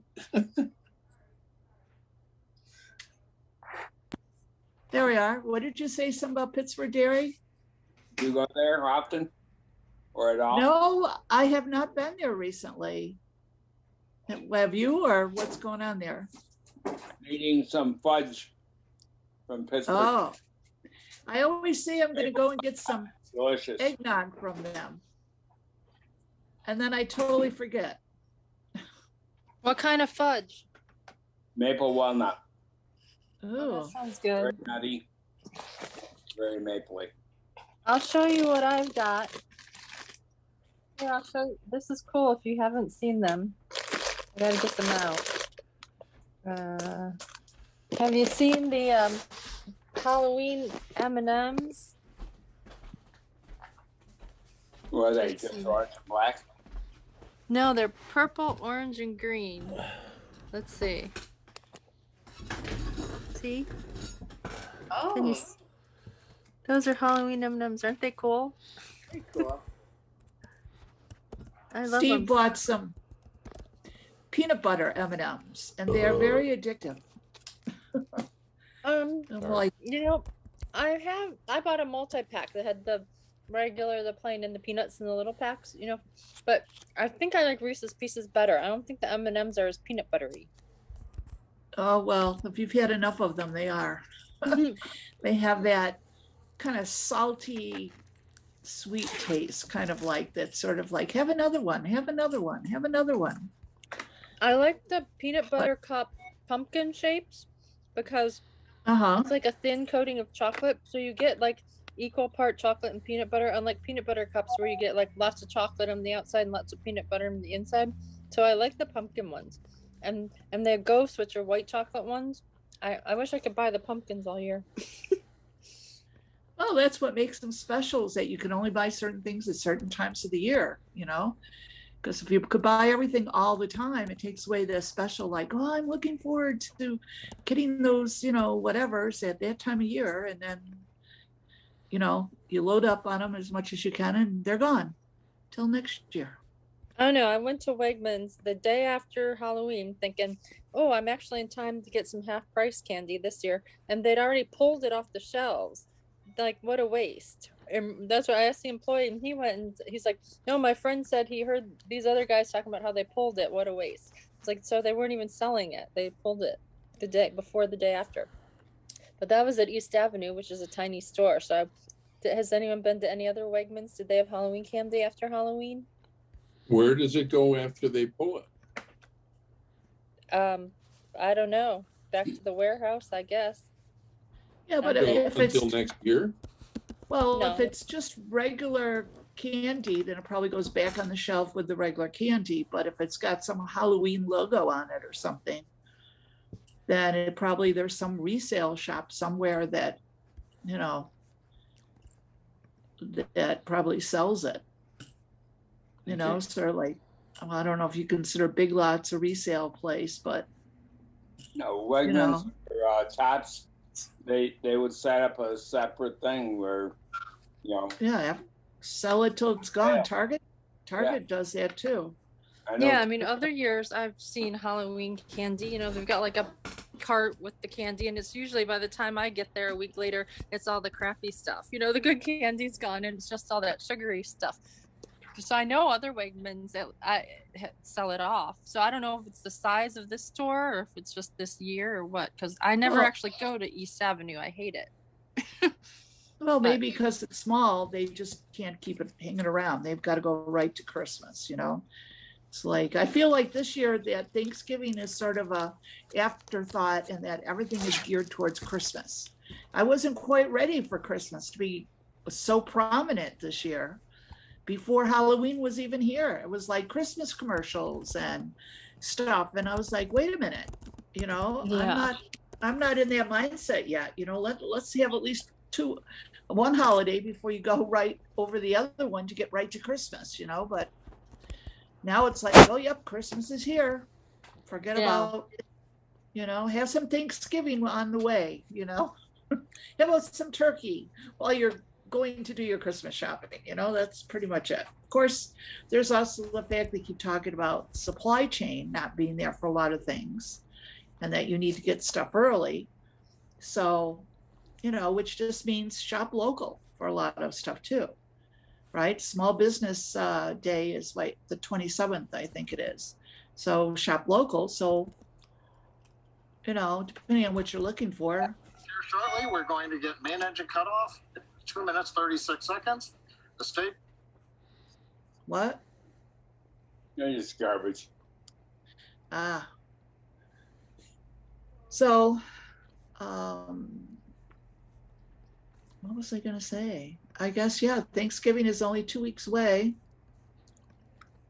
And then I guess we'll be full blown into the Christmas season. And before you know it, that'll be over. And all of a sudden it'll be 2022. It just seems like as soon as you get around October, things just zoom until you're gone, till it's gone. So not that I want to speed past everything quite so quickly, but it just sort of seems that way. And then when, you know, I had Matthew was in school, then it seemed like, wow, there was just stuff going on every day, that it was just day after day that just boom, boom, boom. You know, it's not so bad now, but all depends on how much stuff you want to get invested into, I guess. I wouldn't mind jumping past it. Well, Thanksgiving's a food holiday, and then you're past Christmas is all spend money, and then it's just the first of the year, and then it's just winter from that point on. For me, it's just sitting home being depressed. I was good for Halloween, but then my mom's birthday is a week later, and then Thanksgiving, she won't be here, and Christmas is her favorite holiday. So I'm just going to be sad for the next 2 months. Well, that kind of goes with the whole thing, you know, unfortunately.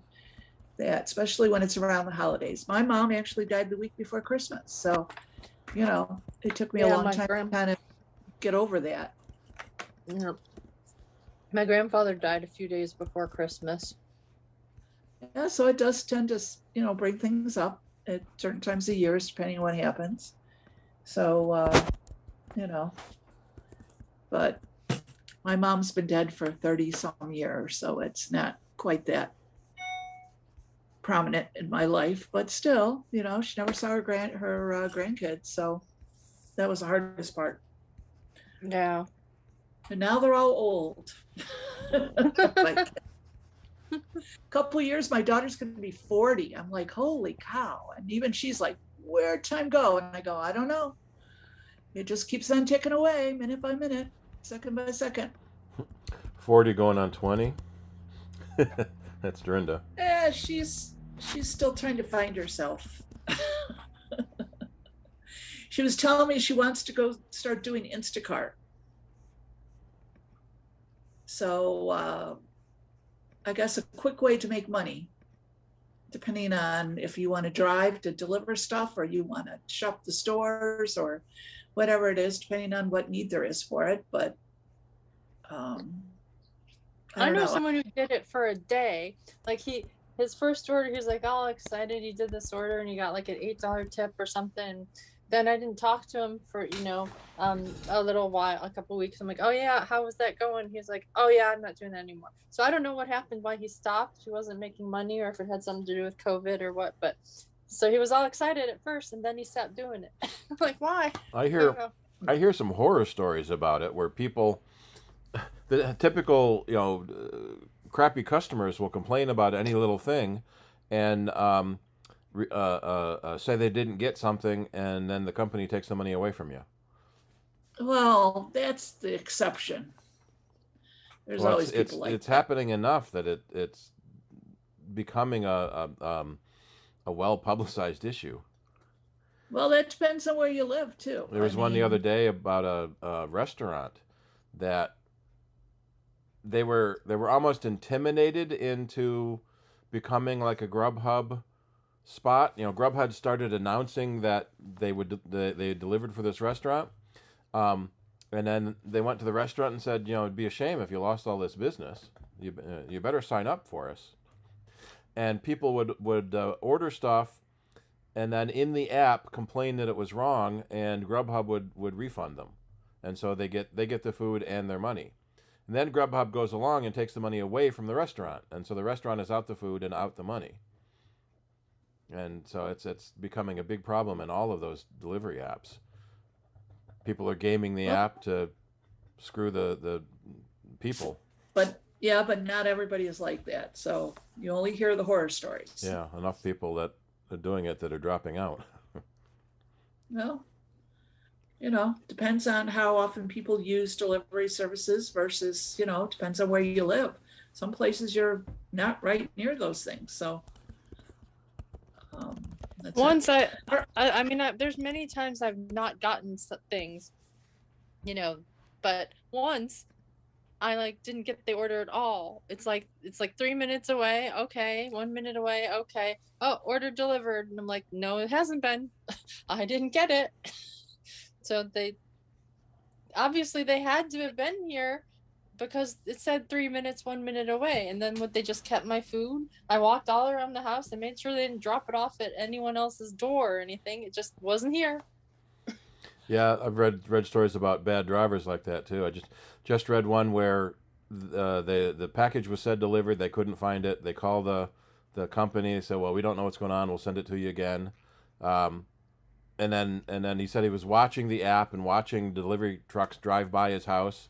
And it said delivered, and no, it wasn't, and they couldn't find it, and then so he ordered it the third time, and then it showed up, and the driver said, "Well, I don't know, this is my first time I've been here," and so he finally got the thing, and the company was all apologetic about it, and said they'd look into their drivers, and then a couple of weeks later, someone knocked on the door, and said they were a construction crew working on this empty lot 3 blocks over, and we found all these packages with your name on it, and we can barely read the label because it's been out in the rain for so long, but are these yours?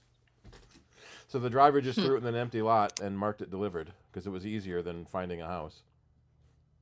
Well, I hope he's not a driver anymore. Yeah. Because they find out about it, then you're gone. It's like, hey. See, I All right, couldn't well, reorder it because I had like a 50% off coupon. So I used the coupon to buy the food. Then I didn't get the food. So the coupon was gone. So I couldn't reorder it. And the restaurant didn't answer. They didn't have a phone. And so I was just stuck. I couldn't, and they refunded my money, I think. And they gave me like a $15 credit because I said, well, I couldn't use the coupon again, but it didn't help me get food that day. Oh. Because 15 wasn't enough to cover it. Yeah. All right. Well, let's go back to the meeting. It's about 13 after. Was that enough time, All right. Rick? So, Steve. I don't know. Is he back? Yeah, probably not. All right. So the club's computer is MacBook Pro 15-inch 2016. It is the 2.6 gigahertz quad i7, 512 storage, 16 RAM. And Apple is offering $620 to trade it in. Gazelle, which is one of the big companies that does trade-ins, they're offering $350 to trade in. And so then what they do, what both Apple and other companies do, they refurbish them, fix them up. Gazelle is selling that model for $1,000, $1,100. So they buy it for $350, they sell it for $1,100. That's a heck of a deal. So when I put the meeting notice out, shoot, I don't remember now. Did I put 900 on it? Yes. Where's the meeting notice? Yeah.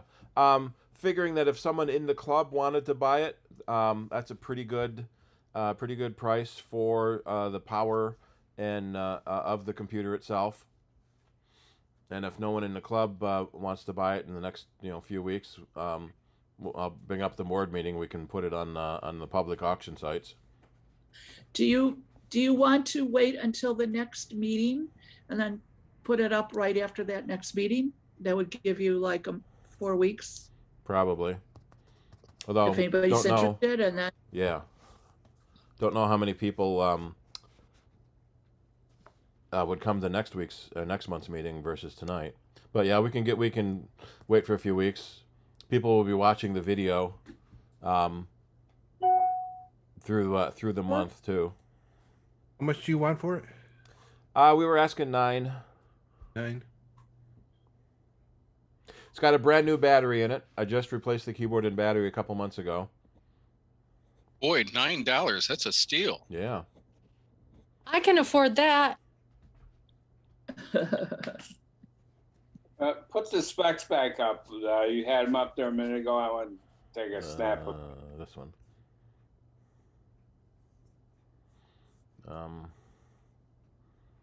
Yeah, that's probably most of it.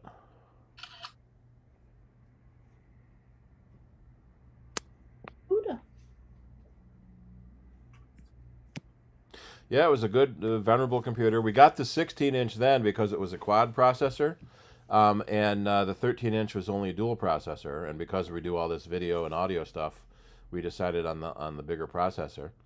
This time, the 14-inch is enough because it's already a 26-core processor. We didn't need to go to the heavier 16-inch. Steve, what are you going to do if you get interest from more than one person? Well, I was going to have to see what the board thinks, but then we can start a bidding war. Yeah. I'll give you $10.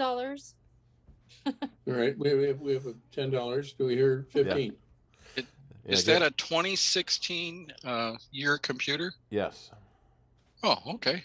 Good to know. Yeah, give us You give us $10 100 times, and then you're at it. All righty. all right. Did you want to? Let's go into the Christmas or gadgets. Things for the holidays. Hanukkah is early this year. Yes, it It's is. 4 weeks from Thanksgiving, like it usually is. No, not Hanukkah. Not Hanukkah. It starts on the 29th of November. Yeah, so it's very early this year. Starts in November.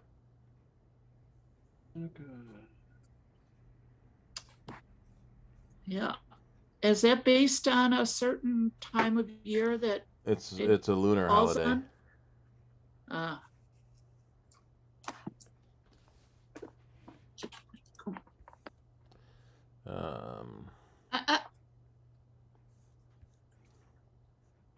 Off the table. I don't want that. Get down. Come on. Begins on the 25th day of Kislev. That doesn't help. What is Kislev? Yeah, that doesn't help the non-Jews that much. Calendar. Ken can help us out there. And how many months in the Hebrew calendar? How many months? Yeah. The 12? As many as you want. No, I mean per annum. They have 12 months a year. So I don't know. You should know. Got to find a rabbi. I don't have the, never used a Jewish calendar except to find out when Hanukkah is. That's what we're talking about. All right. So I know. I sometimes I lose it because when Steve is screen sharing, I want to poke something on the screen to go with the link. I can't do that. So here are the dates. You can minimize this. So Kislev. So when is Kislev? In a regular year, Kislev had 30 days, but Rosh Hashanah can postpone it. There's the Rosh Hashanah postponement rules. Jeez. No wonder they 5 tried. months, 29 days, and 5 with 30. Yeah. I can't even keep track of like rules for daylight savings. I don't even know if something's the third Thursday or this. Did anyone show up late this year? I just looked to see what's on the calendar. They would have shown up early. Yeah. It was always once I listened to a program on how they determine when Easter's going to be, and it's enough to keep an entire staff at the Vatican in jobs for a year to do it. It was amazing. Yeah, isn't it it's the first Sunday after the first full moon after the spring equinox? Okay.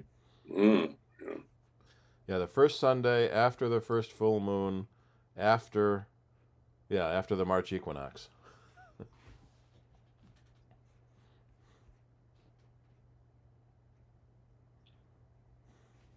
Uh-huh. Yeah. So for I like those that, holidays, are there any websites people like using for holiday gifts other than the typical Amazon? Well, when I go shopping for things, I go to a lot of websites and look for whatever sales and specials are going on. Sometimes sparked by what I see on TV, by some ad that says, "Oh," and I'll think, "Gee, I haven't thought about that place." If you do use Amazon, don't forget to use the CIDER shopping link. I have generated $27 for CIDER this year. Oh, this year. Okay, Yeah. So Bob, there are 12 and a half months. Yeah, I'm looking at them now. I don't know if we're in Heshvan or Kislev because they overlap. Heshvan is October, November, and Kislev is November, December. So they overlap. I'm guessing we're near the end of Heshvan. Where is it? I saw a 70-inch TV yesterday for $5.99. was it a good TV or just a TV? I think it was a TCL. It was an okay TV. You replace it in 4 or 5 years. Have we Best Buy had a 55-inch for $228 for like Black Friday, like November 3rd to the 7th. Yeah. But not Best Buy, Walmart, but you could buy like their monthly plan, like so you could like for $12, so you could start 4 hours early, And I'm like, well, then that's kind of not fair. So like at the moment it was supposed to start, I went and looked and like they were all sold out. And that was like literally the second it started. So if you didn't buy their monthly plan, you couldn't have got one. Yeah, that's pretty much how it always works. And I don't know if you bought the early plan, if you could have got one, because well, you have to be in the know, I guess. I tell you, I shop at the tool shop, and I've already got all my Christmas shopping done. Yep. So you give tools to everybody there, Frank? Well, I only have to buy for my son, so he's easy. Oh, well, in that case, I guess it is, right? Yep, and I'm done. Oh, here's a new different CAPTCHA. Press and hold the mouse button to prove that you're a human. For Walmart? For Walmart, yeah. Wow. Here it is, 70-inch for $579. Oh, there was another one, $548 for a 70-inch. RCA, that's not a bad brand. A Samsung for $677. That's really good for a Samsung. Well, they got 5.5 stars, so I guess that's pretty good. But only 14 reviews. You got to watch that. So 9,000 reviews there. Well, that seems to make more sense, right? And this one is 800 reviews. So one of the things with reviews is that you have to be really careful about looking at reviews, because some companies will pay people to give them good reviews, or they'll write bots to give good reviews. So you almost have to throw out the 5 stars and the 1 stars and just look at the ones in the middle. Oh, this one, excuse me, this one's available for pickup. So they have this one in the store. Ooh. Oh, okay, this is one that only had 2 HDMI ports. That was the big limitation on it. There was one of them I was looking at. Where's connections? Yeah, it's only 2 HDMIs. So depending on how many, well, at least 3, but you can manually swap them. Which is a pain. Yeah. But $200 less than the nearest competitor for a decent brand 70. So we have a 55-inch now, and it looked so huge when we got it, and now it doesn't look that big. Yeah. And it has a weird stand on it too, which doesn't work right. There's a Vizio for $700. So it's $10 an inch.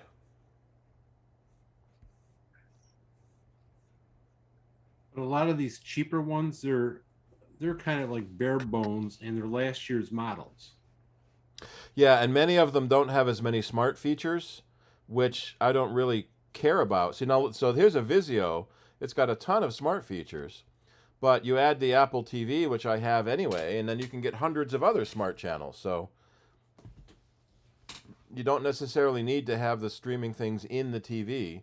And in fact, most of the time, the OS in the television is horrible. Sometimes it will tell you whether it's Android or Tizen is the other OS that TVs use. Steve, I got a question for you. You mentioned OSs. Yep. Have you ever heard of a Kai OS, Kai? No. There's Well, the Cobra Kai. This is, there we go.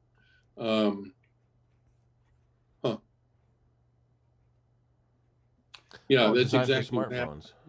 I have an AT&T prepaid cell phone, and they just forced me to get a new one because they're going from 3G to 4G, and it has this Kai OS in it. So apparently, according to what I saw flash by on your screen there, it's a Linux operating system for cheaper cell phones. Is that the idea? That's what it looks like, yeah.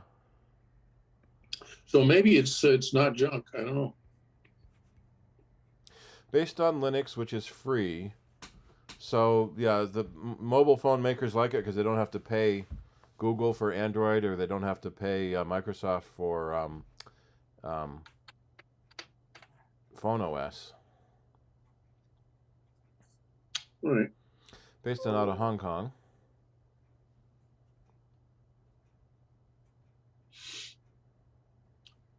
I wonder what the KAI stands for. Maybe it's Kai from Lex. Yeah.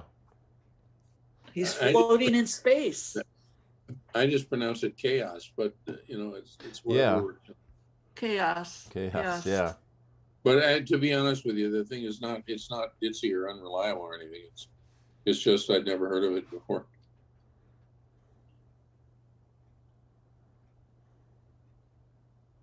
Yeah, that's interesting. How's the phone been? Well, I just got it recently, and so I'm still kind of learning how to use it because it has more features than my other one did. It's a flip phone, but it has some degree of like internet browser access and various other things that are pretty cool. So I think I'm going to like it once I get used to it. Looks like a lot of manufacturers are using it. Yeah. Looks like it's big in China and India because of its low cost. Hold that screen there, because it's actually a singular flip 4. At the top of that is a singular flip 2 on AT&T. Mm-hmm. So I guess it's an Alcatel phone. Maybe, I'm not sure. Huh? Track phone? Say what? Track phone, I see. Yeah, it could be. Yeah, I'm confused because I had that's misspelled, but you'll get there. Yeah, right. That's it. With 4 gigs of storage. Oh yeah, well, yeah. I mean, that blew my mind when I saw it. However, you can install it's either a mini or a micro SD card in it. Yeah. And so when I get back home, I'm going to go to Best Buy and see if they have one of those.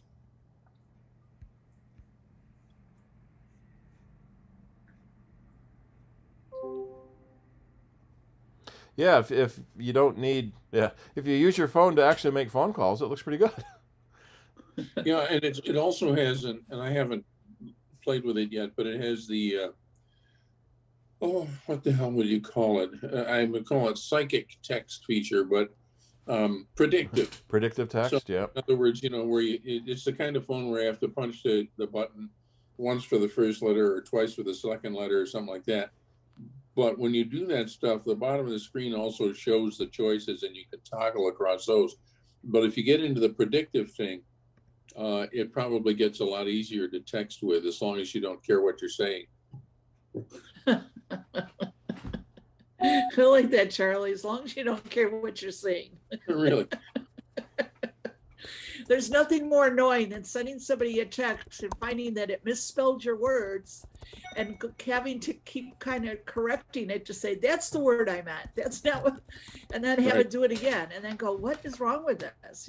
Because you didn't pay attention that, it spelled it what it thought you wanted to say, right? Predictive text swearing, I like it. Yeah, let me mute that while the ads go by. Were you hearing the audio? Was that making it into Zoom? No. Yeah. Predictive text commission.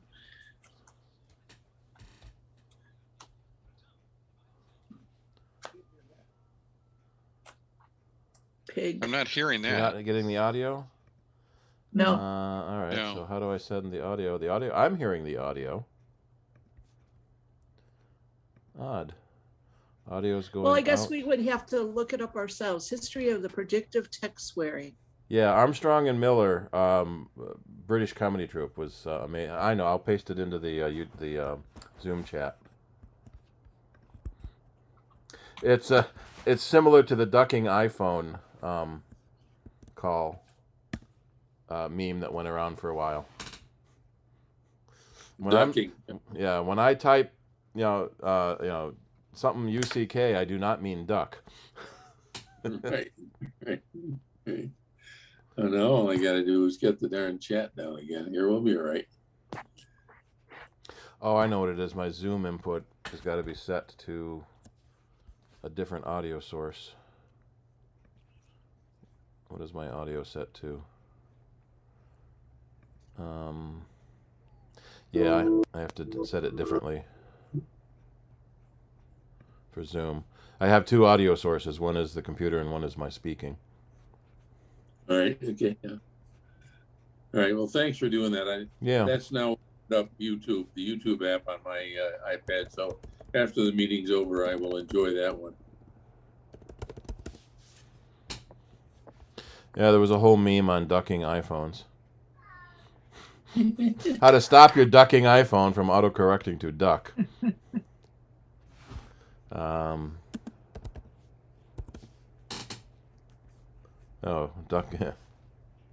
Ducking iPhones. I just read the other day.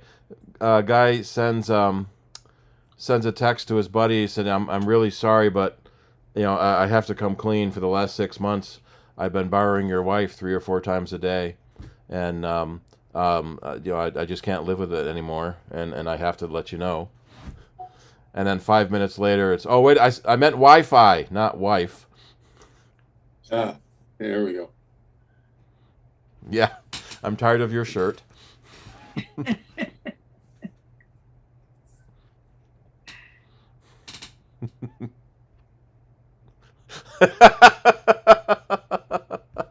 Oh, ads, get out of the way.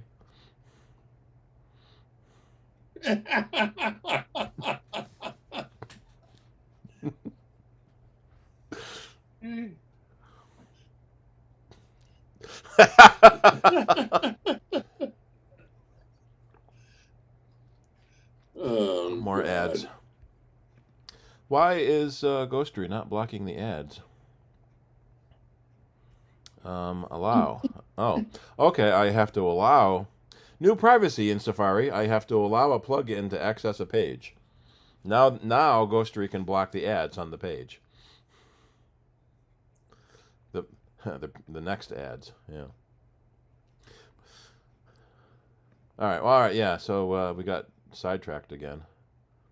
Anyway, thanks for 70-inch TVs for $500, $600. And if they last a couple of years, that's then you'll be able to get an 80-inch for $500. Our 55-inch was $500 a few years ago. Yeah, but we've had a couple in between, it seems like. How big a TV do you think you can get these days? Oops. It's starting to sound like maybe you should just rent them. 85 to 90, I think you can get. Big 1,500 inches. How many stands does it come with? Wow. Yeah. Well, you can do a video wall with multiple monitors. Yeah. They have one that's like a 50. It's so big. It's $1.5 million. Wow. On the Samsung website, you can get your 65-inch for $569. Yep. There's a 120-inch version. Oh, Samsung had a 300-inch screen. Well, I still go back to when the Chinese hosted the Olympics and they had that someone created a TV screen the size of a football field or something. Yes, they do that. It's made up of a bunch of little panels. Well, probably a bunch of big panels, and you're so far away you don't notice the break between them. Uh-huh. Yeah, so they're actually selling that as a wall. So instead of windows, you have a giant screen to show anything you want. Well, that kind of goes into the sci-fi thing where you have like maybe 2 walls of your house are LED screens, and then you can change them to whatever you want. So if you want to pretend you're out in the forest, you can put it on 2 walls, and it's sort of the idea of the holodeck in a sense, that you just put the technology on the wall, and then instead of painting pictures, you just have scenes. The screen at Niagara. It was 43 feet. The volume, that's what it was. So Lucas has this thing called the volume that they've been using. Oh yes, for the Mandalorian. Mandalorian, and a lot of other shows are now using it. It's basically it's a 180-degree wraparound screen on the stage, and in real time, they can project scenery for the actors to interact with, and they're using the Unreal game engine to do it. It's just amazing what you can do now in real time without needing to render it after the fact. But they called it the volume, and it was like 40 feet, I think. Well, but you'd have to have a room with nothing in it. You know what I mean? Like no furniture to get in the way. Yeah. Or...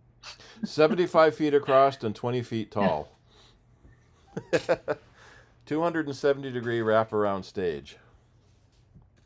Yeah, but for the actors, that's very realistic. Oh, yeah. Because especially for sci-fi stuff where you've got lots of special effects a lot of times. Yeah, you're not acting and here against you the can yellow actually tennis ball. pretend like you're there, so you've got something to act off of instead of like, oh, green screen where it's just you and the actors and that's it.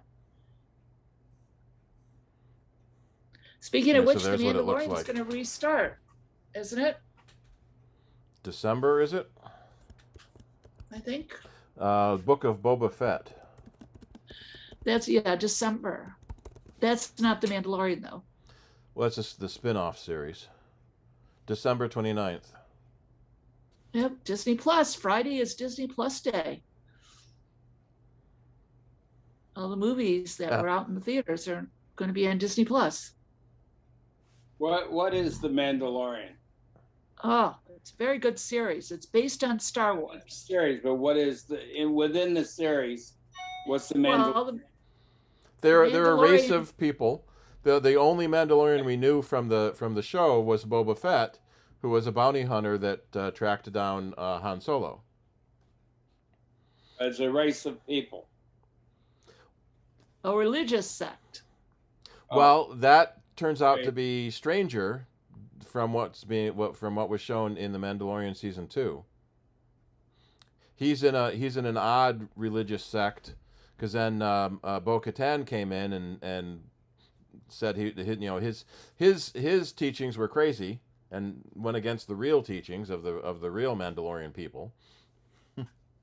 Well, basically, the Mandalorian in the series, he can't take his helmet off and show his face to anybody because it's against their religion. So he's always got a helmet on, except you do see him take it off a few times. And then he basically people. Right. So that's his own kind of personal creed, I guess it is, compared to the way he was raised, right? Is you don't take your helmet off.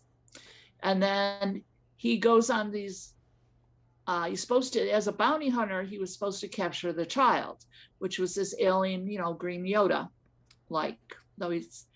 and so as he goes and finds it to give it to this, what do you want to say, the dictator. Bad guy, Werner Herzog.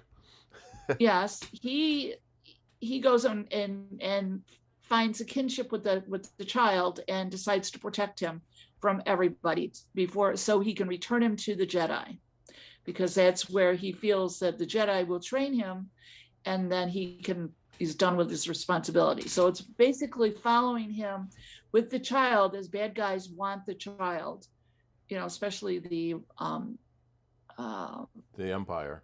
The Empire. Yeah. Which is supposedly fractured. So it's very good. It takes place between episode 3 and episode 4 of the Star Wars chronology. But it's very good. I mean, it's the special effects and the different things. The storytelling is just amazing too. Yeah, it's very well written. And it really gets into a lot of the concept of loyalty, and do you have loyalty to an ideal or to a person, people, or to a culture? What is your loyalty to? Yeah, so it's pretty good. So though it ended, season 2 ended where it was like, wow, what more could they do?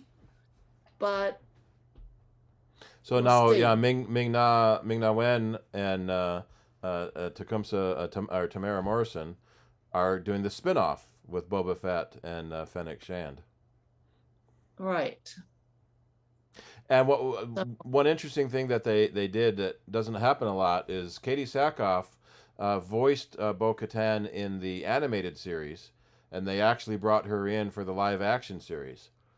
Quite often, the person who voices it doesn't get to play the live action version if a animated character ever gets to live action.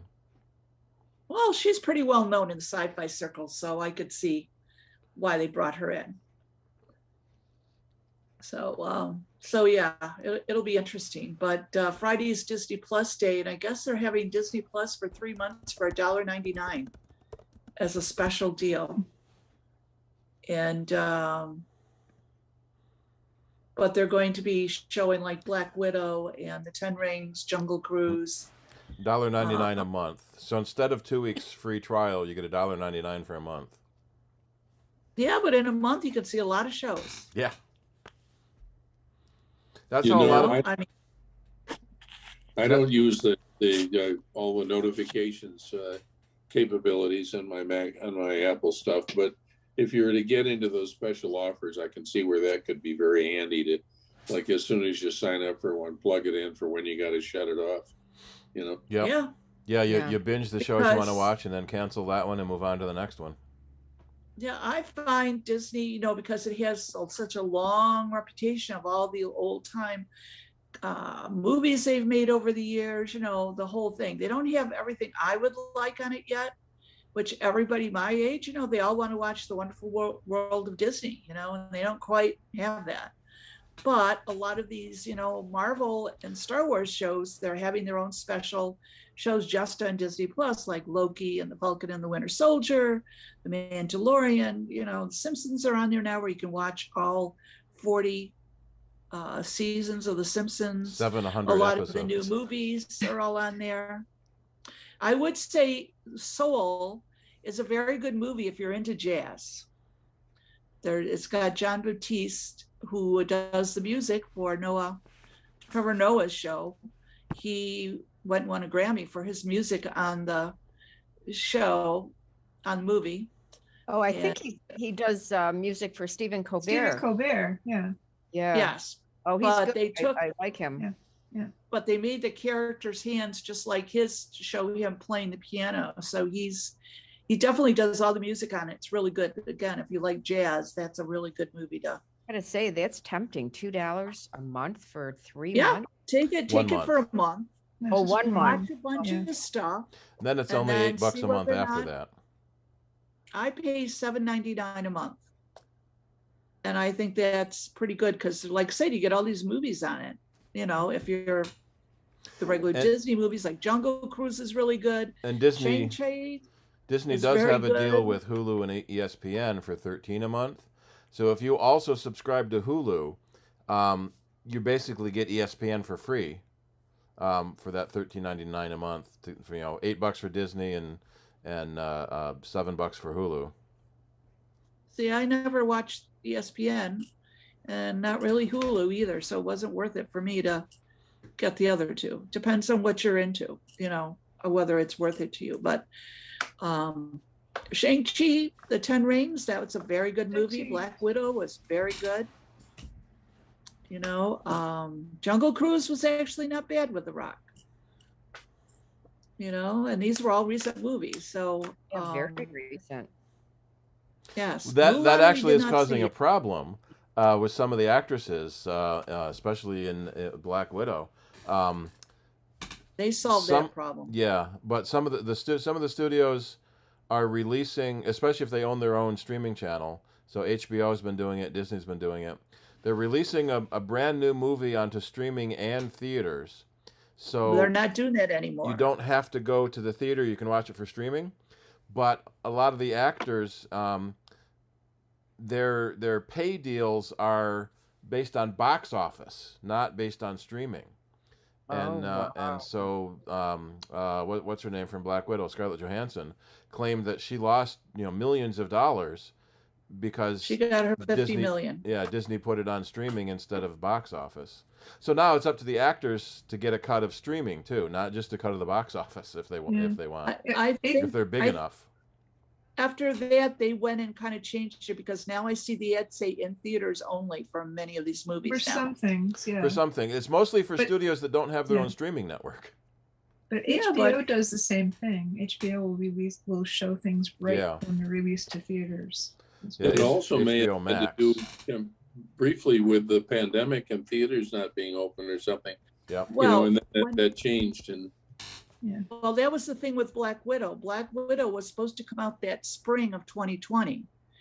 And they went, and I think it was out a week, and they shut all the theaters down. So it never got the premiere it was supposed to get. So they held off and then redid it again. And, when it came out, and that was what, which Scarlett Johansson was supposed to make like almost 50 million off of this movie coming out, which she lost because they went right to streaming. And so she had sued them because she had tried to go in talks, I guess, with them for quite a while, and they refused to deal with her. And then she went public with it, and then they came to a agreement, and she got her 50 million back. And there was a lot of but I could see talk that where, because she was a woman, that's why they were holding back. If it had been Robert Downey Jr. or Chris Hemsworth, they would have given it to him immediately. and that could have been true. Yeah. So, but it does change the, for an actor to say now you got to be savvy, you got to have a good lawyer to, make sure you get all the profit due you because of all the different ways now that your movie goes out into the world, not just rerun rights like a TV show or something. But there was a thing with, I think it was AMC theaters when the president of was it Warner Brothers said something about we've got streaming, we don't need theaters anymore. AMC says, all right, we're never going to show another one of your movies again.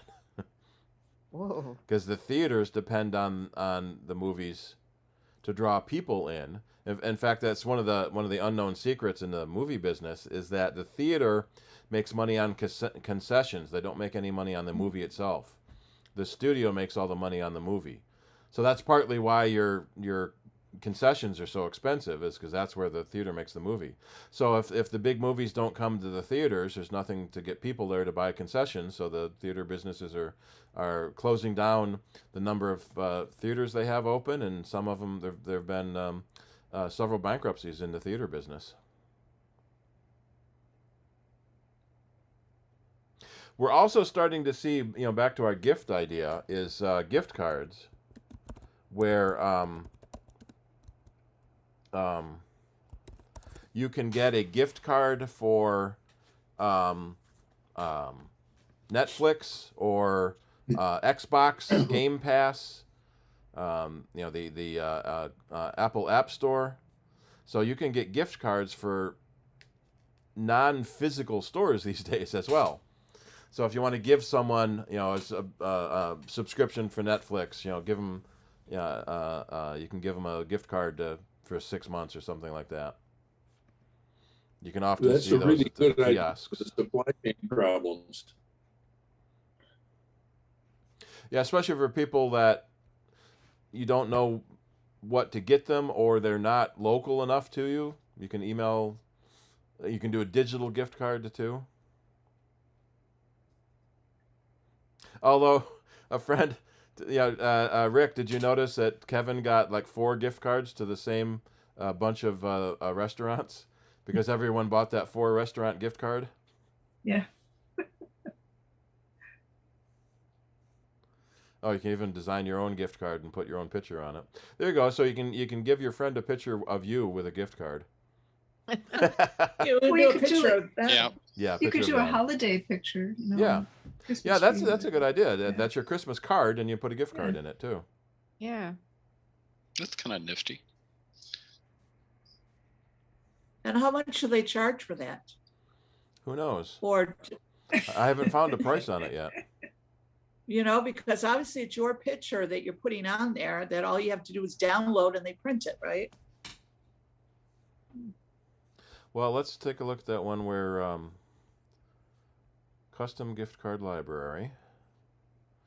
Add your own image. Oh, I Still nothing saw with on prices. Disney Plus Day, they're launching IMAX enhanced titles from Marvel. So you can bring a taste of the theater into your home. Well, if you have an IMAX TV screen. No, but it's some kind of special enhancement, it says. New perks on the platform.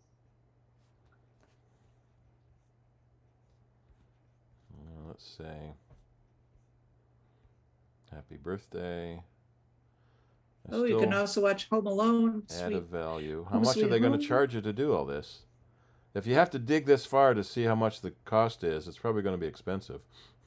Yeah, that's what I'm thinking.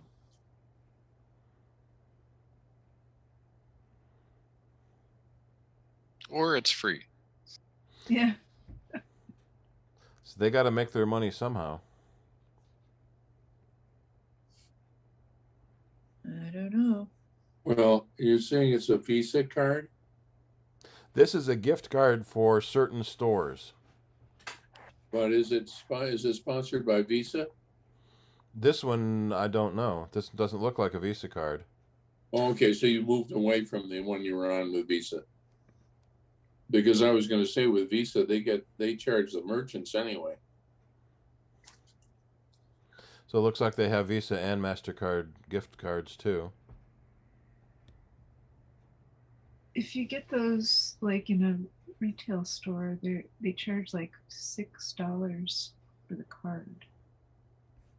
You know, plus whatever value you put on it. Well, it sounds like a good ballpark. Yeah. Carol.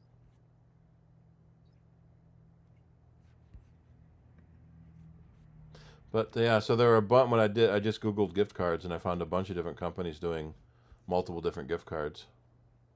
And of course, there's always the Amazon gift card. Selena's, if you buy a gift card, you get like an equal amount free to use in January and February, like in voucher. Yeah, I've seen some stores will do that. You buy a gift card for somebody else and you get a little bit back yourself. Yeah, it's usually you like buy 50, get 10 or get 20, but this is like get the full amount. So that's a really good deal. That's an excellent deal. Wow. Yeah. Is there a search about Netflix? Yeah, they have a Netflix card. Oh, here's a good one. AMC, along with Disney Plus, is doing a surprise screenings for 4 movies. You go there for $5. You don't know what movie you're going to see. And they also give you a free poster and a free drink. When is If that? you don't like any of the movies, you've wasted your money. Well, it's a Disney movie, or a Pixar. There's going to be a Pixar movie and 2 Disney movies, surprise screenings. And there's a Star Wars movie too. They're all fan favorites, and it's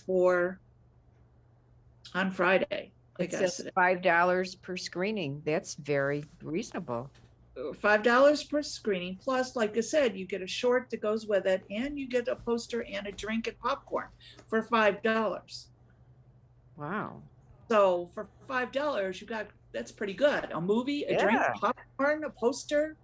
Yeah. To watch some Disney, Star Wars, Pixar, whatever movie, and all of them are pretty decent. So it's probably, who knows? I haven't been to an AMC in forever, Carol, and it's right in your neighborhood. I know. Someone just went there. They told me it was like $19 now for a movie.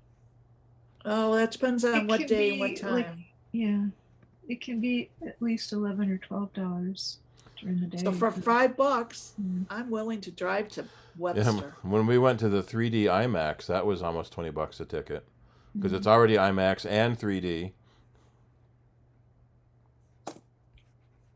That's the thing about the IMAX. The IMAX is a good deal compared, because like the regular movies, 3D movies, when they used to have them, because it was only like $1 more to go to the IMAX than the regular ones.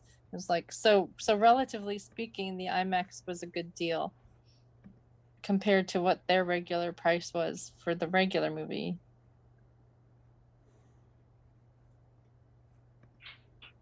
but I haven't been since COVID. You won't know what. Oh, classic movie. So how do you define classic? Well, it might be the original Star Wars movie. You don't know. That's the whole surprise for $5. It could be Dumbo or Snow White. Snow White. I was thinking Snow White. Yeah. Sleeping Beauty. I mean, that's one of the live actions they haven't made is Sleeping Beauty. They've done Cinderella and everything else. I want Donald Duck in Mathemagic Land. I was just wondering about Disney. How many feature-length cartoons do you think Disney has? Oh, thousands. You know, if you go to Disney Plus and you go on look and see what you can watch, there are tons of cartoons. It doesn't look like the AMC theater here is doing it. Yes, it is because I saw it. It's not on AMC's list. Really? Isn't it the Empire one? No, that's that's Empire 25. The one here is Webster 12. Oh, okay. Oh, so where's Empire 25? Well, click on it though. Yeah, it went New York City. Oh, okay. Oh. Well, all that excitement for nothing. Well, let's see. So this is Webster 12. CDC.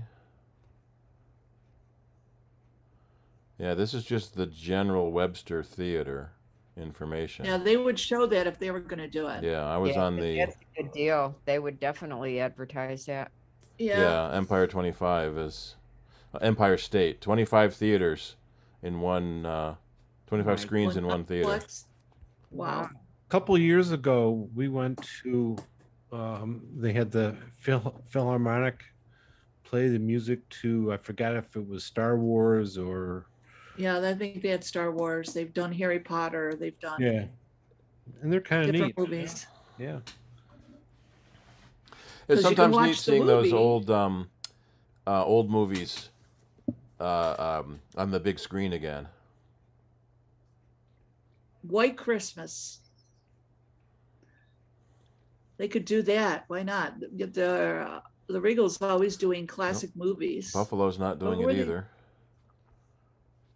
Yeah, forget it. Syracuse? We're not on the list. We're not big enough, I guess. No Syracuse either.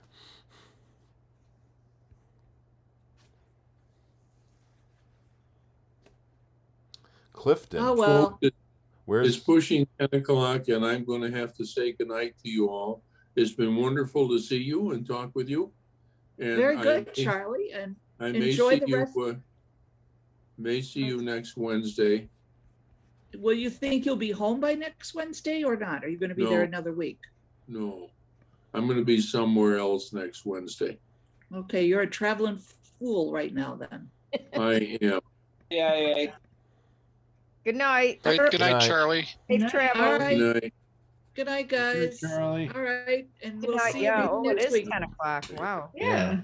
Anyone else have any good gift sites they like going to? I think it's pretty much just wherever you decide that you want to shop at, and just checking out their websites, and besides Amazon. Oh, guess what I got? We talked about this one last year. This is why I'm broke.com. What'd you get, Ken? I got a Raspberry Pi. Oh, nice. Ooh. Actually, when Nick was talking, I actually ordered it while he was talking. Oh boy, he inspired you. Yes, it's kind of neat. I just started, I got it, I don't know, about a month and a half ago, and I started, playing around with it, but then, I'm doing that text, ARP text help. Uh-huh. That Lyle was presenting last year. Yep. So, see, he inspired you to do that. See, yeah, so that's so good. I'm talkers in are training right now, so I haven't had a chance to really play around with the Raspberry Pi, but it's kind of a neat little computer. Which one did you get? The 400. Oh yeah, the built into the built keyboard. into the keyboard. Yeah. So I already had a monitor upstairs and just plugged it in, and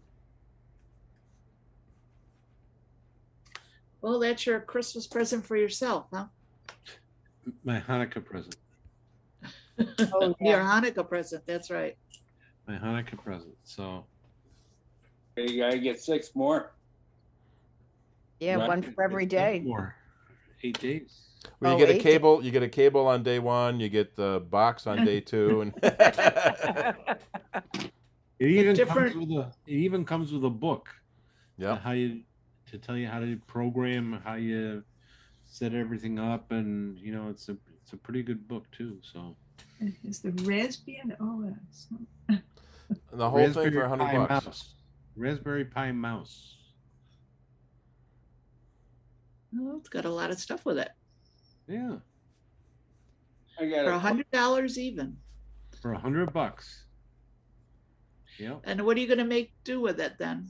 Do you have anything in mind? What you're going to use it for? I don't know. You know, when I get the time, then I'll figure that out. But at least I got some. Well, you probably, with tax season starts, which is probably, when is tax season starting? The middle of January? Probably in the middle of January. Right now, I'm in training, so I've been doing training. We do it for 8 weeks or 6 weeks, 2 hours a week. Are you doing it online or in person? Yeah, online. And Does then- it seem, is it hard? I mean, or do you just basically have a manual or something to? Oh, there are so many manuals, you wouldn't believe it. You know, a lot of them, you have them digitally, plus they have the different things on their Google Drive, and there's so much information that that you have to know, about taxes. So, I mean, all I did was my taxes on TurboTax. So now you know to do your own taxes this year, right? Well, I mean, I've been doing them for 25 years, so on TurboTax, so, and Well, that's everybody what- else in the family, so. Yeah, but now you're going to be doing the taxes. That's what I mean, is you'll be doing your own taxes instead of TurboTax. Yeah, Because you've learned all about it, right? So now you can just. I feel bad for our tax accountant, because for all these years, 20 some years since I've known Steve, and we went to a tax accountant and paid him, $150, $200, whatever, to do our taxes. And then last year we went to Lyle for nothing. And I felt bad about trying to say to him, I'm sorry all those years, but you're too expensive,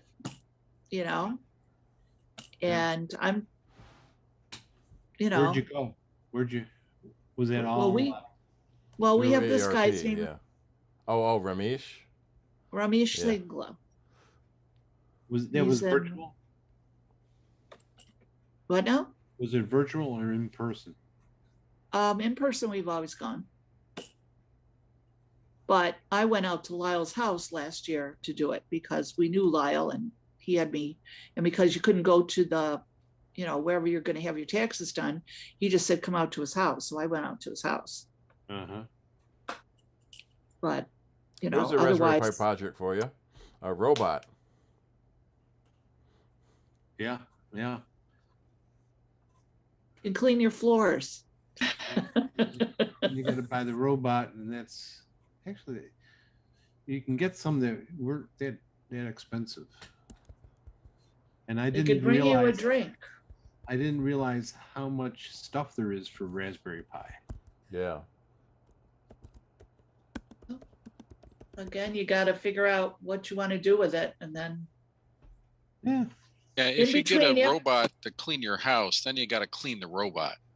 You'd be better off cleaning your houses to pay someone to come in and do it. Well, then I have to get a robot to clean the robot. Yeah. Yeah. See, that's it. So remember that commercial where the guy was like trained his dog to get a beer from the fridge, open the refrigerator door, and then get a beer out and bring it to him when he asked or something. I forget. That was a while ago. So I got annoyed today when I saw Wisecam just released their outdoor camera. Go back to it. Outdoor spotlight camera for $89 because I bought a Ring for $170 on Prime Day. It was $30 off. Now this is half the price. That's the way it always is. Yeah. But they also have they had a robot vacuum.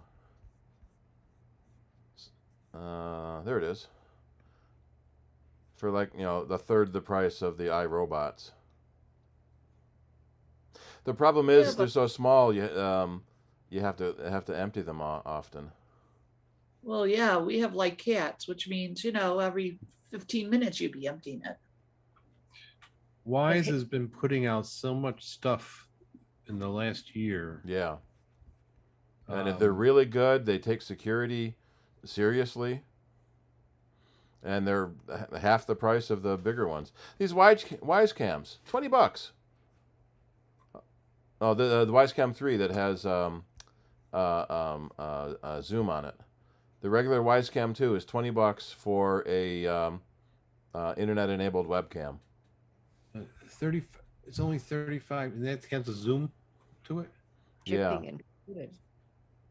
Yeah. And that's if you can put an SD card in it and record yourself. If you want to record to the cloud, they're actually giving you a month free. Otherwise, I think it's $20 or $30 a year for cloud. No, 14 days. That's right. You get 14 days free cloud storage. So it rolls over and stores the last 14 days in the cloud for free. Or you can put a SD card in it and record for forever, or until the card is full. Yeah, I have 5 of them. Yeah. So they're making security cheap so that you can afford it. Yep. Yeah. To put it all over the place. But all right, well, I'm going to officially end the meeting. It's just about 10:10, let's say, even though it's a minute away. So can still talk. Well, Bob, are we going to do Saturday? Are you going to do Saturday, I should say? Send out an invite to anybody. I'll be here. Carol will be here. I'm working this Saturday, so I don't know if I can make. What happened to what's her face? I can't remember her name now. That used to come to the meetings. Remember, she went. Linda. Jackie. Yeah. Was it Linda? Where she had the Danko. Yeah. Yes. Oh Linda yeah, Linda. Yeah, you're right. She hasn't been around in months. I hope she's all right. She was a nice person. I really liked her. She came into the office a few weeks ago with I forget what it was. I think she got a new iPad for someone and she traded on. She keeps buying stuff for other people. She's a really nice lady. Well, is she still a member of the club? I don't remember if she lapsed or not. Let me check. Talking about Linda, right? Yeah. Yeah, she was a member till June. I saw. I don't have the newest membership list right here. Yeah. Yeah, she renewed in June. Or no, renewed in July. So she's still a member of the club. Yeah. I'm just wondering that I never see her watching the club things or doing anything. So she says she forgets. Well, maybe we send her a little thing and say, Linda, we'd like to see your face again. Yeah. I think she's on my invite list for Saturdays. Send her. She's on the CIDER list too. Send her a little reminder, Bob, and see if she responds to you. Yeah, it's a good idea. Well, I'm going to sign off. Good night, everybody. Hey, good night, Carol. Good night. Okay, everybody. Me too. I'm out of here. Buenas noches. Yes, and Carol, I got the extension. The table thing. Okay, good. Yep, so we have that. It only got a little wet. I didn't get back to you. It was out in the rain. No, it wasn't. It was, that's sheltered. I almost put the plastic bag over it instead of under it. You probably could have just opened the garage door and just stuck it inside. But, I didn't notice it when I drove home, propped up against that motor holder. Shirley had to tell me to go get it. I would come meaning to go downstairs and get it, and then I forgot, and then I was like, "Oh, Steve can go just move it," because the table's in the downstairs room, so all I had to do was just bring it in and stick it by the door there. But what was I going to say something to you about, Carol? And I'm trying to think of what it was, because I said, "Oh, I'm going to mention this to her." I don't recall. Well, you know But where I'll to find remember it. me. Well, other than that, and trying to, make a date for next week to go to Steve's Diner for love cakes. Yeah. Yeah, we can do that. Yes, I might be in the mood for pancakes. I haven't had a pancake in forever. I just lost my appreciation for them. Remember, I used to have them all the time. Yeah. And then I just wasn't interested. I don't know if I quite want that size of a pancake though. It's like there's the whole plate. They're gigantic. It's crazy. Even I take home leftovers. Yeah, well, could chop Okay, them I'm up. signing off. Good night. Okay, Yep. good night. Bye, Rick. I was gonna say I see Dunkin' Donuts has new pancake dippers. What So is I a think they pancake get looks dipper? like they're like 5 small pancakes, right? Like maybe this big, and then you have a cup, and it has the syrup in it, and you just dip them, like fold them, and then dip them into the syrup. Oh, I think I want just regular pancake. Yeah, that, and they've got their new holiday flavors or whatever too for their coffee kind of thing. So if I go buy coffee tomorrow, I have to go out for Veterans Day. They have 4 times the points because I'm on their points club towards getting a free drink. So just to get a coffee.